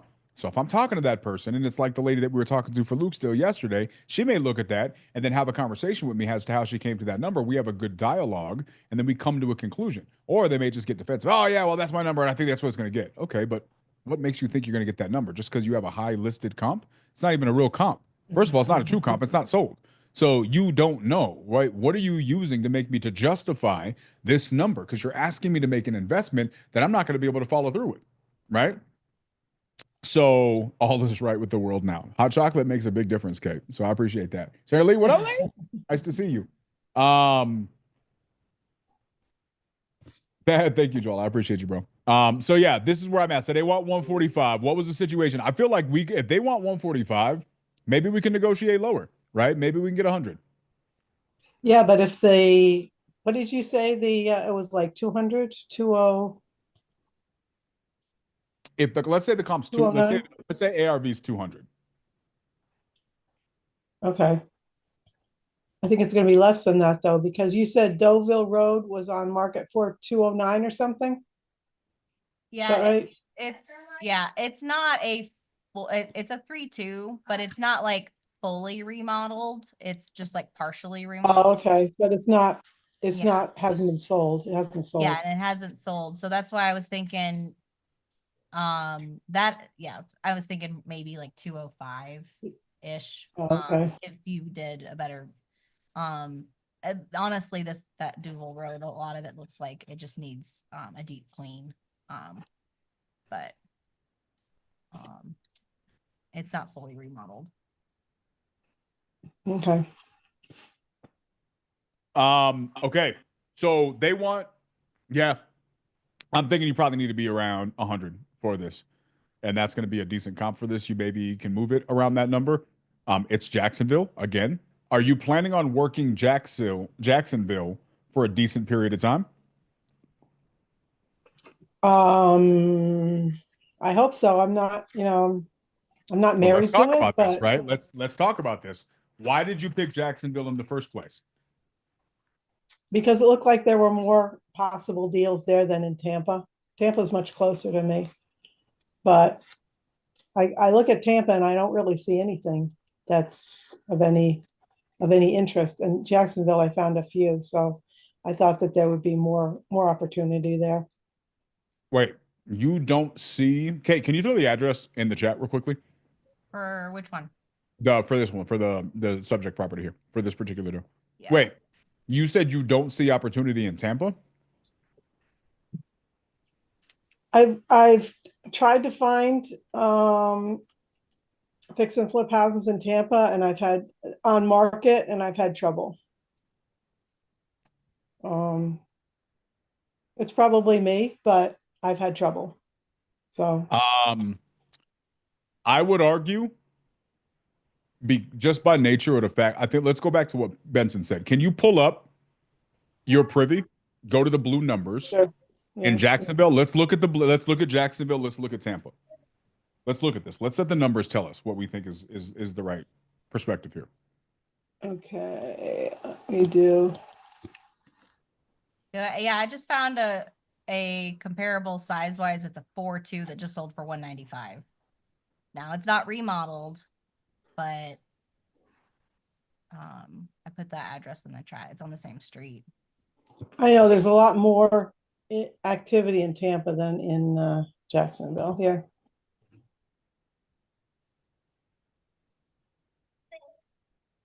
I mean, Jacksonville is supposed to be hot, buyers wise. Okay, let me go out or out. No, in. Is that empty spot on 75? Is that where Disney World is? And that's why there's no houses right That's there? the Everglades. Just the entirety of Disney World.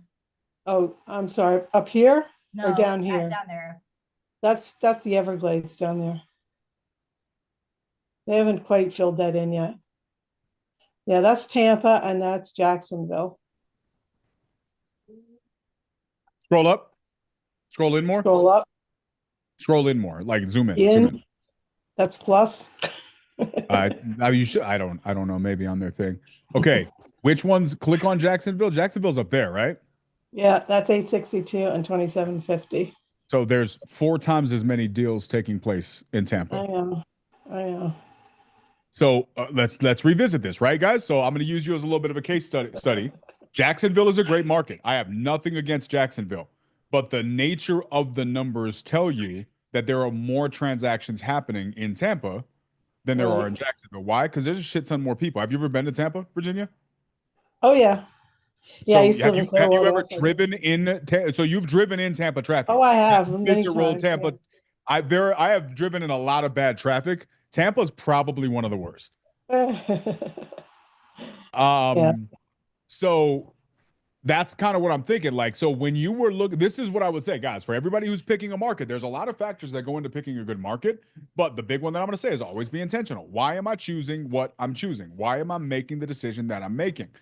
And so I'm curious, not that there's anything wrong with Jacksonville, but what I would challenge for you, Virginia, is you have this background of not committing and following through and hitting the goals that you want. Obviously, you're changing that now. We're working on changing that. I think one of the things that's going to really, really help you with that is not only deciding where you want to be, but being intentional about why you made that decision. So that way if you get shaky, if things start going rocky, you have something to remember. No, but I got into this for this reason, and I'm going to stick here because I think it's worth sticking it out. So I do not have a problem with the Jacksonville market. My question is, Well, Tampa would be easier because it's much closer. okay. I, So Tampa would be you know, easier. You're more familiar with the area, I would I'm argue. more familiar with Tampa, yeah, than Jacksonville. I don't know that much about Jacksonville. Okay. So then what were your struggles doing Tampa deals? Walk me through what you said you were having a hard time finding. I was trying to having trouble finding on-market properties that will pencil as fix and flips. Okay, let's find one. Let's look right now. Let's see what you find here Go here, versus 189. Yeah, let's do that. Yeah, Sharon Lee, that's kind of what I was thinking too, right? Like that's my thoughts where we really need to be offering at 100 grand. So yeah, I think we're all confirmed that that subject property that we just talked about, 100 grand is where we need to be cash.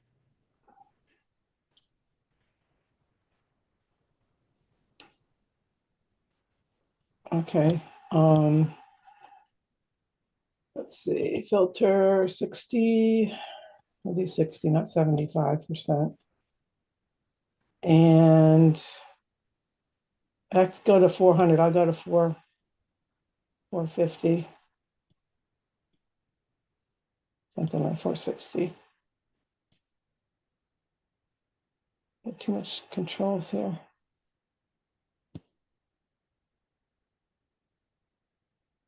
Okay.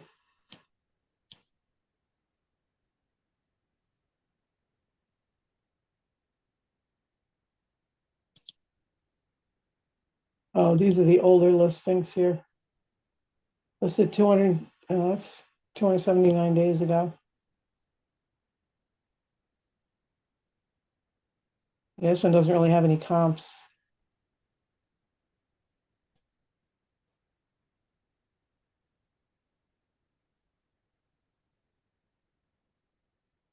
I wish Benson was here right now. Up here, over here, and down here, there's great comps, but right in the area where this house is, there's no comps. And this is the same. And this goes back a year too, I think, for comps. Goes back a full year. Interesting. I don't remember how Benson was finding them. I have to go back and rewatch it. So I can't really give advice. He found that one. Well, I can go back and look again. Okay. I'm going to look at it too. And if we can get it aligned on the same day where our schedules match up, I may have him come in here one more time. Not to show us anything, but to show me as I'm making phone calls. So I'll be doing it myself. I'll be making the phone calls and he'll be showing me. So maybe we can look through Tampa as an option as well. So for now, we have this one where you could probably be at 100,000. Okay. What else? You got a couple more, right? Yes, I sent them to her. Right. Let me find those again. You want me to send them again? Yep, I found it. All right.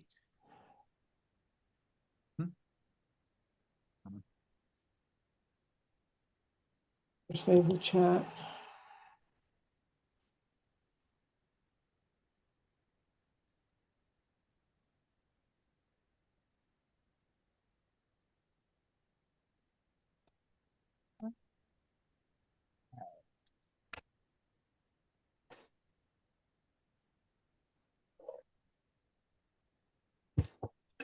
I also know people in Tampa because I'm in the Central Florida group. So yeah.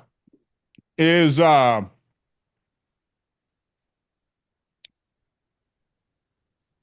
am I spacing his name? The old leader for Tampa. I don't know if he's still the Tampa St. Beach leader. Andres Bastardo. Yeah, he's still there. I think he's still the leader. I have trouble going to their meetings because they're on Wednesdays, and that's a challenge for me going to their meetings.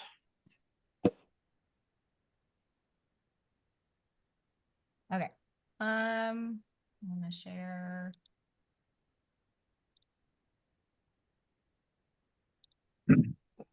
Okay.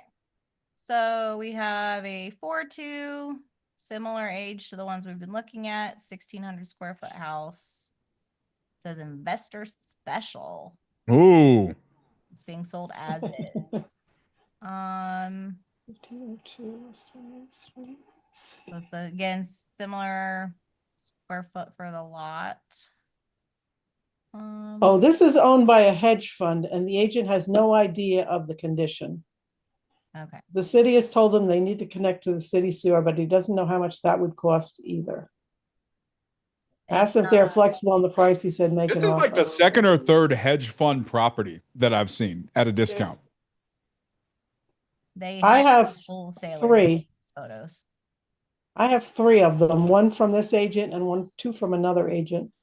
All right, so it's a 4-2, 1,642 square feet. It's in this little pocket here. All right, that's too small. That's a lot. This is kind of getting far away, but all right, so this one has potential based on, oh, this is like a duplex or something. I think this might be a multifamily. Let's see. Yes, okay, so that's a bad one. We don't want to compare a duplex to a single. I want to do one of these hedge fund deals because depending on how negotiable they are, because these guys don't need to worry about deal over deal. They just need to get stuff off their books. I bet you could negotiate some of these down. All right, I'm gonna I have three. 6 spots. No, already clicked on that one. No. All right. Let's switch to for sale. I'm looking for flipped, not. Was this a 4-2? Okay. 2. Oh, I was about to do that backwards and put 4 bathrooms. That would have been fun. I have two. I think that maybe if you're not showing them, they may be too far in the past. I'm not sure what. Oh yeah, one of them sold last January. The other one I think may have sold in July. So this is like in the same neighborhood of that one we were just looking at. It is. Yeah, that we were down here and now we're up here. So let's see. 190. So this one might be good. All right, we're 1,600 square feet, 4-2. And then we had 1958. So this is okay. This one also looks like it might need some renovation, but well, actually, it looks like it's been renovated mostly. Looks like they left the popcorn. Okay, so this is a 2-story. We don't want to compare that. All right, I'm gonna go back to solds and I'm gonna remove multifamily now. And go here. Yeah, I was looking in the same general area, the same blue dot. So. Oh, I did 24. I was gonna do 12. All right. So let's see this. That looks like it's in potentially a new house. So that one's not good. Guys, this is the boring part. Yep. Why am I showing this right now, y'all? And I'm not talking and I'm eating. One, because I'm hungry. And that's the thing that happens when you spend 10 hours a day on Zooms live. But also, because this is the real business, yo. If you guys are not willing to do this part, or if you're not collaborating with people that are helping you do this part, this might be why you're struggling. You're getting lost in the boring part. You're getting lost in the minutia. You got to know your numbers.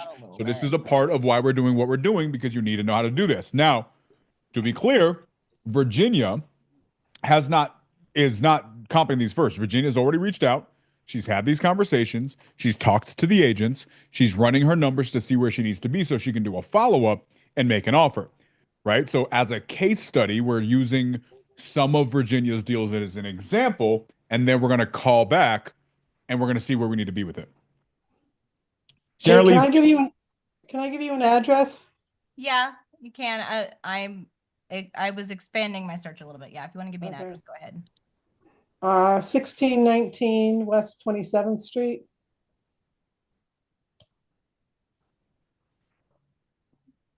West. If this was a comp off, Cheryl Lee is in the chat kicking everybody's ass. She already got comps, already done. West what? 27th Street. Try just W. Ah, Oh, there it is. Oh, sorry. Oh my gosh. there it is. This one? Yeah, that's it. Yeah. Let's take a look at it. Okay, so this is a Yeah, that was 195. Is this a Has one fewer manufactured? bedroom. This looks like it might be a manufactured. Oh, Yeah, I think I'm yeah, it could be. Yeah, it could looking be. at this looks like manufactured to me. Yeah, okay. And it doesn't say that I'm saying scanning through, but I think I'm pretty confident that this is a Yeah, because it has the manufactured, given that- cathedral ceilings Yeah. inside. So 195. Yeah, I think honestly your ARV is Okay. gonna probably be in that ballpark. Not finding any comps I like for the square footage. That's too small. Let me send you a comp from YouTube. Okay, give me your thoughts on this. Sharon Lee. So I don't know if you were here when I mentioned this earlier, but one of the things I want to do is I want to highlight a bunch of different comping styles, a bunch of them, because everybody's going to have a different perspective, a different opinion, a different process that works for them. I think you do this, right? So I think you would probably agree. I think comping is as much of an art as it is a science. And so I want to highlight a bunch of different approaches that hopefully through this challenge, while people are learning how to build a business, learning how to do this the right way, they can find a way that resonates most for them. So if you're up, maybe you can come in, hang out with us one day and show us your process.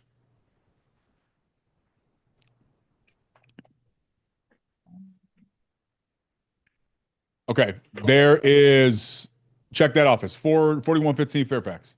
Okay, let's see.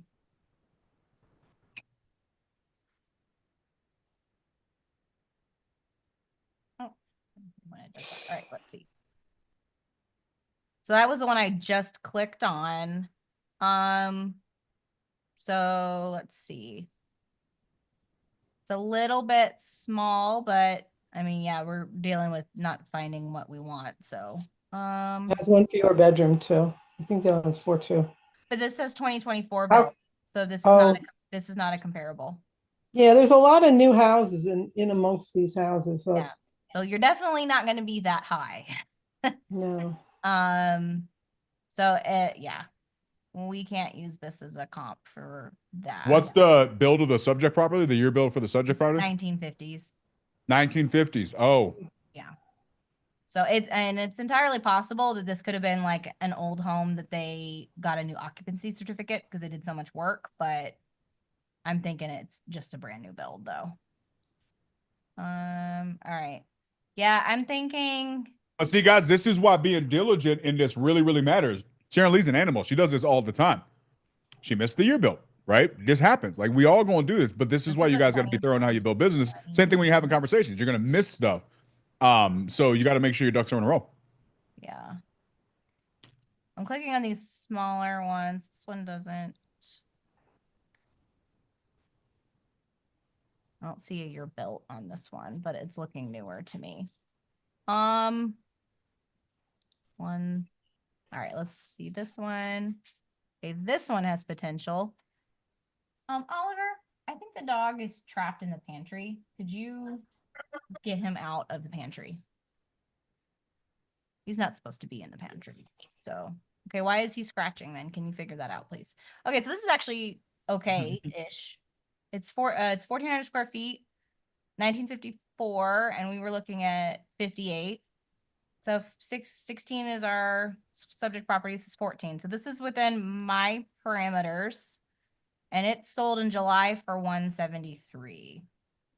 And this looks like it has one fewer bedroom too, because the other one's 4 yeah. bedroom. I mean that's yes, there is a $2,000 to $5,000 difference.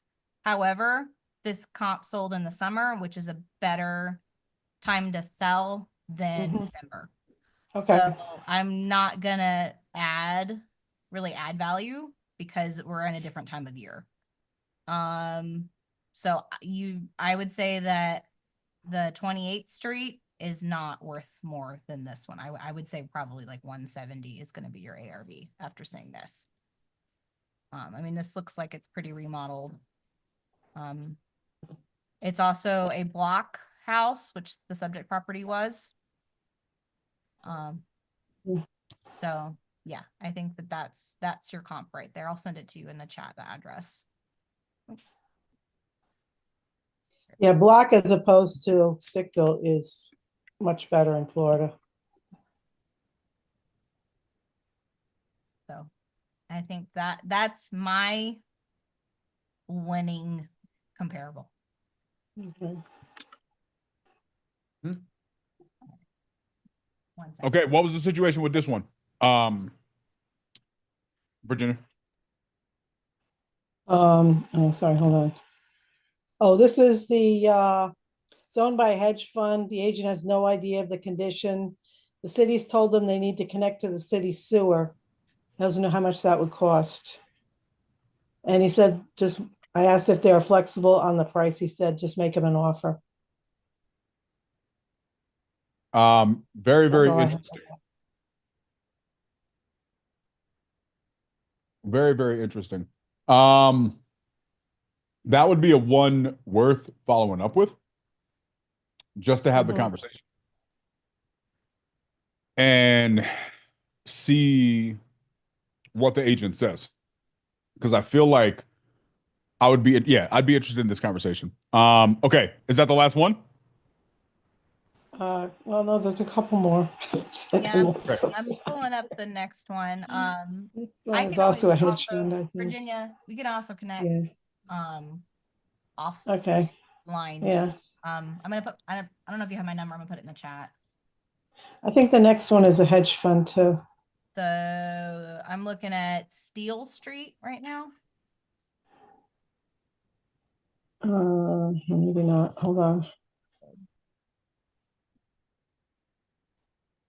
Hedge fund. Yeah, that one is also owned by a hedge fund. All right. I'm making my map somewhat. Okay, so let's do this last comp. You want this? Okay. Let's do this last comp, and then we'll call a couple of these because I want to make sure we get through some calls before we have to go. I have to do my podcast tonight. Okay. So this is an older one, 1914. It's a 3-1, which, as Daniel mentioned earlier, is like the hardest combination to sell. Like, who wants a 3-1? No. Imagine you get home, you was just out to eat. Everybody has to poop. What do you do? My grandparents bought a 3-1 in the 1960s and immediately added another bathroom.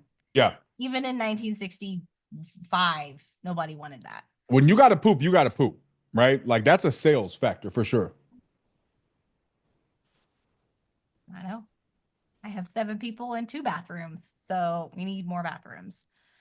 All right. Let me adjust these. Oh, need to adjust that one. So let's see. Let's click on this one. Nope. All right. I'm gonna change the square footage on this, or what are we looking at? It's 727. 1,000 square feet. There we go. I'm gonna do a max of. I'll do 1,500.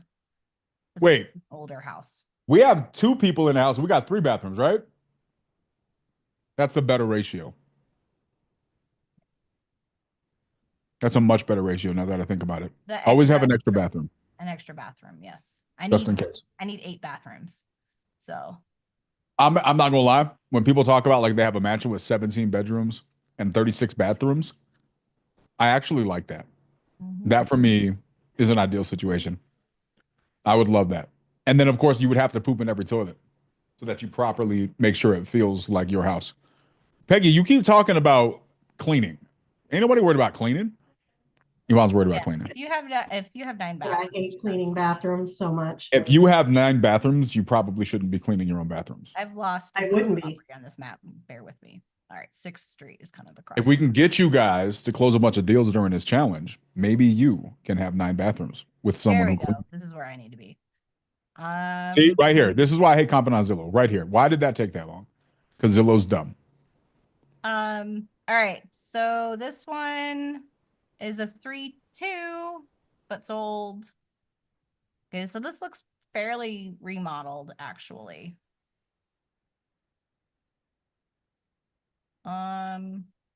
Like this is a flip. It's not, nobody wants granite over there in that area. So I'm thinking that might be a good one. I didn't even look at the age of that one. I'll click back on it in a second. Let's see. This one looks like it might be 1930. I mean, I doubt I'm going to find many that were built during World War One. So, again, this is like, I don't think this was done, this year remodel, but that's a decent remodel. That's a weird picture. Yeah, Virginia, okay, here we go. Here's a good one. This one. So this is a little bit smaller. Oh, that's for rent. But what did it sell for? If they just bought it. Okay, so this sold in October or November for 109. And it's slightly smaller, but it's the same it's the same 3-1 Virginia. So I think that this is not a bad comparable for what people are kind of looking for in that area. Sometimes it's not always looking for the house that has the 2025 features. So I would say the ARV is going to be, yeah, maybe if you're trying to make it super nice, maybe like 120, but when you see this, yeah, I think that they're overpriced for the amount of work that they need. What was the situation with that one, Virginia?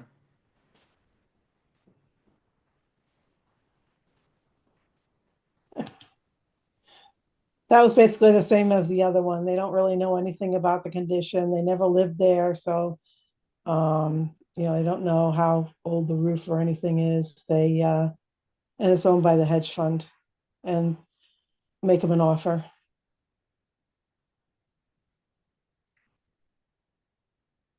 Okay. Them 30,000. That's the offer. 30,000. Yeah. Okay. Do you let's call that second one.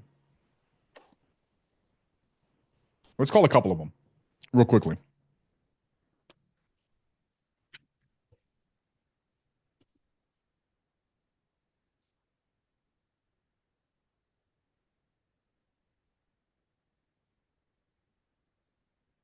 What's the second one? This the second one, the first one. First one was one for First one was one for like 99,000. Rented for 1,300. Okay. The second one. And that's a person, regular seller. Second one was the one that Are you talking about the one on Mantis? The one that had the comparable with the buyer? Oh no, I'm sorry. That wasn't the first one. That was the second one. Yeah. Yeah.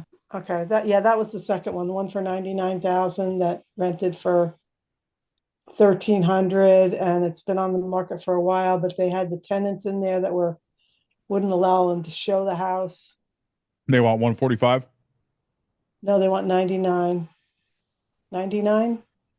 Yeah, I think that's right. I don't have that tab open anymore.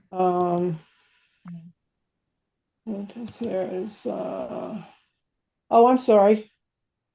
That one is one. Yeah, no, That was Daniel was right. It is 145. 145. That's not The the one two I was ones. thinking.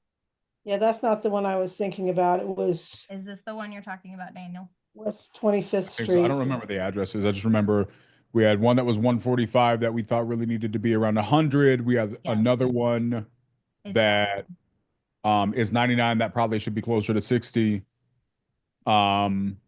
And then I The forget the last other one. two we did were the hedge fund ones, and then that was the last one that wasn't hedge fund owner. And the second to last two hedge fund one, where do we need to be? Like, what's MAO on that if we had to guess one? The second to last one. Yeah.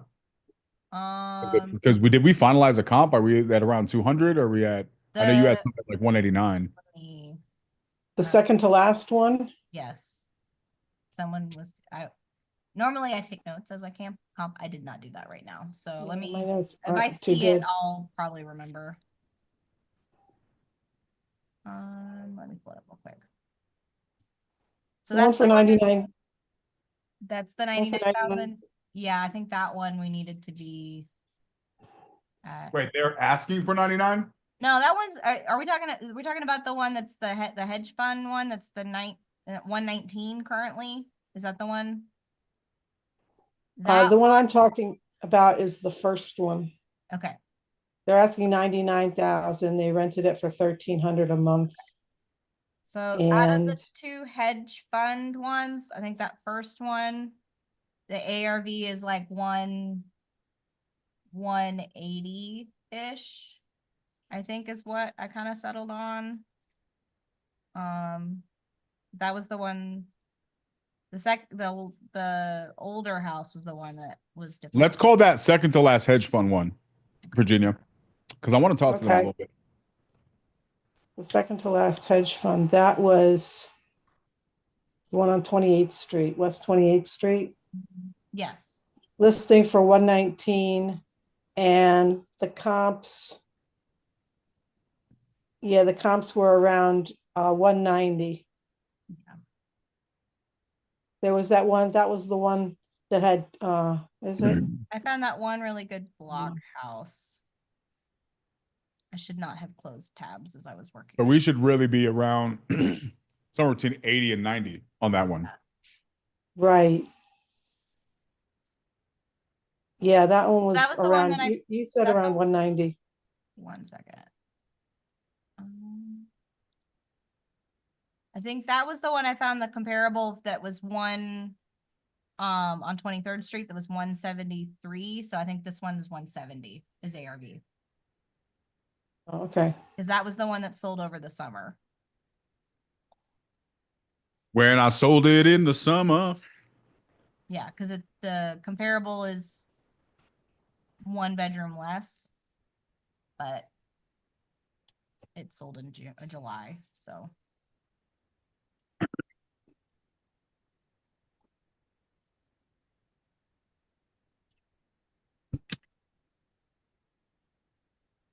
Okay.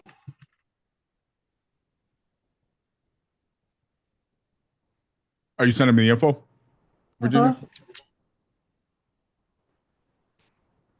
That was the one on 28th Street, right, Kate? Yes. West 28th Street? Okay. Asking 119. I'm not sure if I don't want to scroll through the chat and find it, but this is the address of the compare. Oh, I did put it. It's like right up there, but I'll go ahead and put it. This is the address of the comparable. I feel like that's the best one.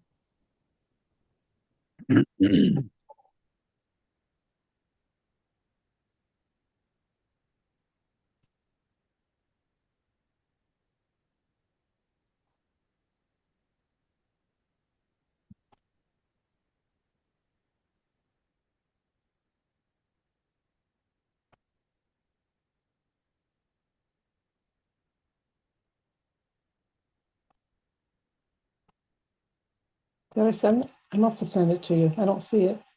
You just sent it right now. Literally right this Oh, second. okay. I'm sorry. Yeah. It was sitting there. I don't know why my computer randomly gives me pop-ups on new shows about Netflix. I don't know why. I must have accepted a notification at some point by accident. But every time there's something new on Netflix, I got a pop-up. So it's a fun reminder for everybody. Elon is Squid trolling Games, you. baby. Squid Games is coming back, so you want to catch up. That's what it just told me. Squid Games was an interesting show, but it was like a heavy show. Like it had like a heavy vibe to it. Shit was dark. It was so cool. I love foreign movies. They're so Why? good because you can't predict what's going to happen. Like a lot of American films, I can guess pretty much everything that's going to happen. But in a lot of foreign films, it's like because you don't know, like you don't really fully understand their culture, so you don't know what the twist is going to be. I don't know. That's pretty I cool. fully enjoy the storyline. That's actually a super cool reason. Oddly. So this is the second to last one. They have it for 119. We need to be about 80. Okay.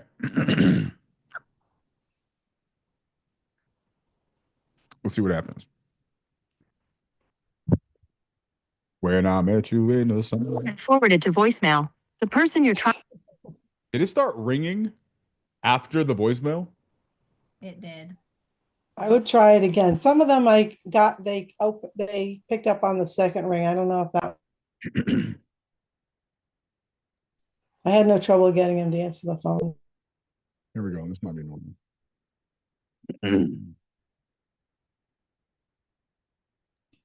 And it's Audley, not Audrey.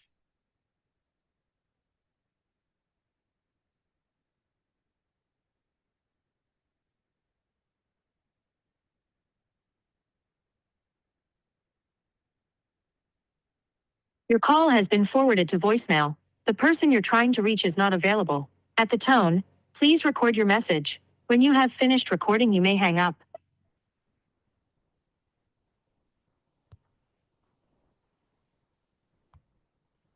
It's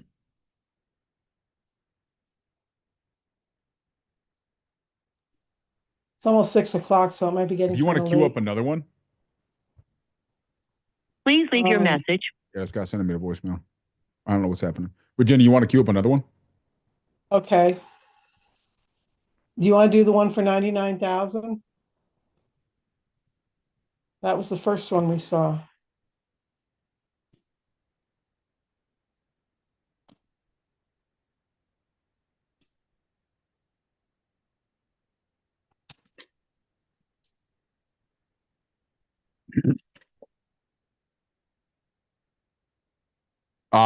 Send me whichever one. Send me the other hedge fund one or anything else. This is the first one. That's the first one. They're asking 99. They rented it out for 1,300. That's 145 was the comp. Let's see. I forget. 25th Street. I'm gonna write that one down. I did not take good notes. Luke, is the one that you wanted to call today the same one from yesterday? We just had to figure out the details, or is there a different one? No, there's two expireds that I had lined up. Okay. Well, they weren't expecting a call, but like I did the intro call. They are open to selling. And I want to see how we can like progress that forward. Okay. Tell me if this is okay, since you said you didn't have anything set up. My original Exactly. plan today was to do calls the whole day, do my calls tomorrow. I don't think I'm going to have time to do my calls tomorrow because we spent so much time going into the JV stuff today, which I think was important to cover. So maybe I can just skip my stuff for tomorrow and just focus on helping everybody else with their follow-ups if that works for you. Yeah, clears with me. Okay. So we'll do that. Yeah. Because I want to make sure everybody that wants to get stuff called for can get called. Millie, what's what called? Sorry, I don't know. I just saw this now. I'm not sure what you're referring to.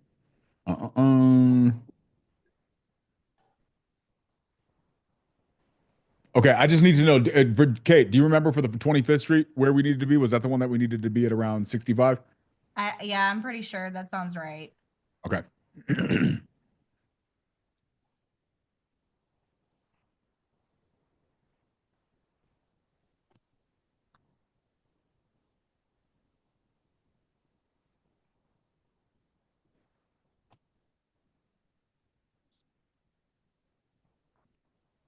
One fun fact about Apple versus oh, it was Squid Games, Millie.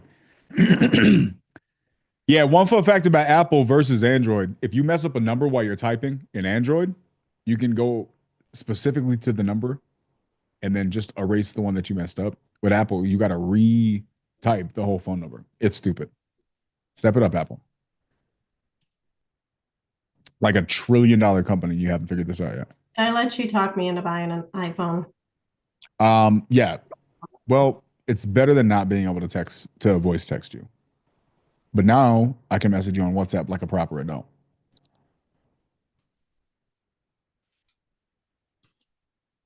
Was I the one that talked you into it? Do I take all the blame for this? You were One to be connected with the listing agent. You said what, Peggy? You were the swaying vote. So it wasn't just me. I'm just a large factor. Hello. Daniel, if you wait till tomorrow, I can get these more organized. I'll watch the video again, get all the comps together and the ARVs.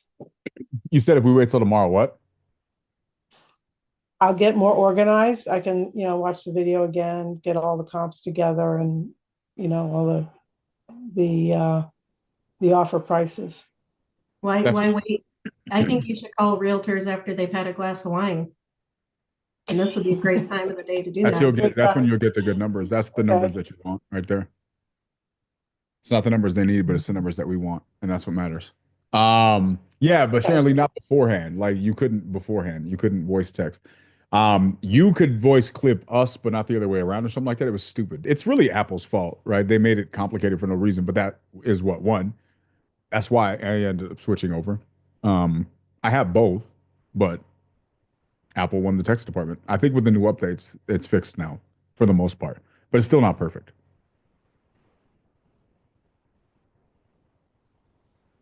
Okay. I don't know what's happening with this one, Virginia.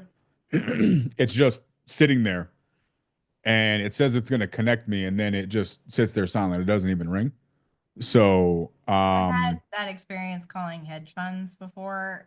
It's like calling a 1-800 number. It's impossible to get anybody on the phone. That's fantastic. Is that the same number you used to reach out to them, Virginia, do you think?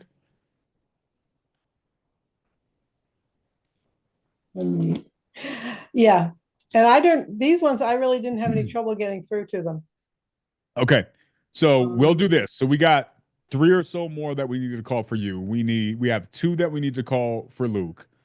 Eddie still has some that he needs to call tomorrow. Short of something popping up that's important, I think 98% of our calls will be, or 90%, 8% of the time, it's just going to be us making calls. I wanted to do that today, but going into detail about the JV stuff, I think is important. I think it's something that really, really people need to understand. And if you're going to do it, which I think a lot of people are going to do it, here's my summation. I think I said this before.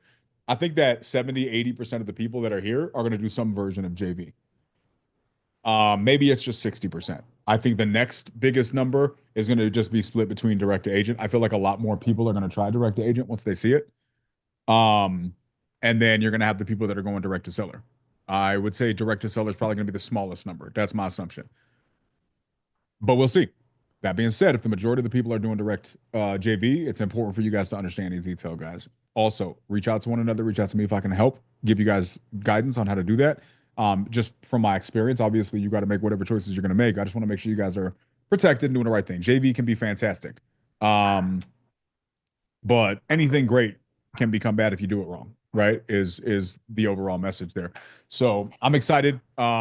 Getting down to just doing the calls. So tomorrow, guys, if you guys are watching on YouTube or if you're in here, it's going to be mostly calls. I'm just going to be calling, right? Not all of this is going to be fancy or fantastic or invigorating or encouraging or motivational. Some of it's going to be boring. You're going to be running numbers or you're going to be making phone calls or you're going to be listening to dial tones or you're going to be listening to voicemails. But that's the business. That's why I want to make sure that we're demonstrating all of this because I want to make sure that people realize that it's not all the YouTube clips. It's not all the great conversation. It's not all the fun stuff. It's not all the big offers or the big wins. A lot of it is the stupid conversations and the horrible conversations and the hangups and the getting yelled at and but that's the part I really, really want to highlight. I got some cool surprises for you guys that I'm really, really excited about that I think are going to be fun. I've said this for years. I will say it again. If you guys want to help assure and set up, actually, let me just say it like this. If you guys want to make sure that you're doing your best to build a business, like actually build a business and set yourself up for the best year you can possibly have, that is my goal. And I really want to put together some cool stuff so that we remove all of the excuses. Desiree hopefully removed a lot of her excuses today, but I'm really, really excited. That being said, I got my podcast in like an hour. I'm gonna try to get ready for that. Kate, do you know what we're talking about? Unicorns. Very close. Anybody else get Generally said I love getting yelled at.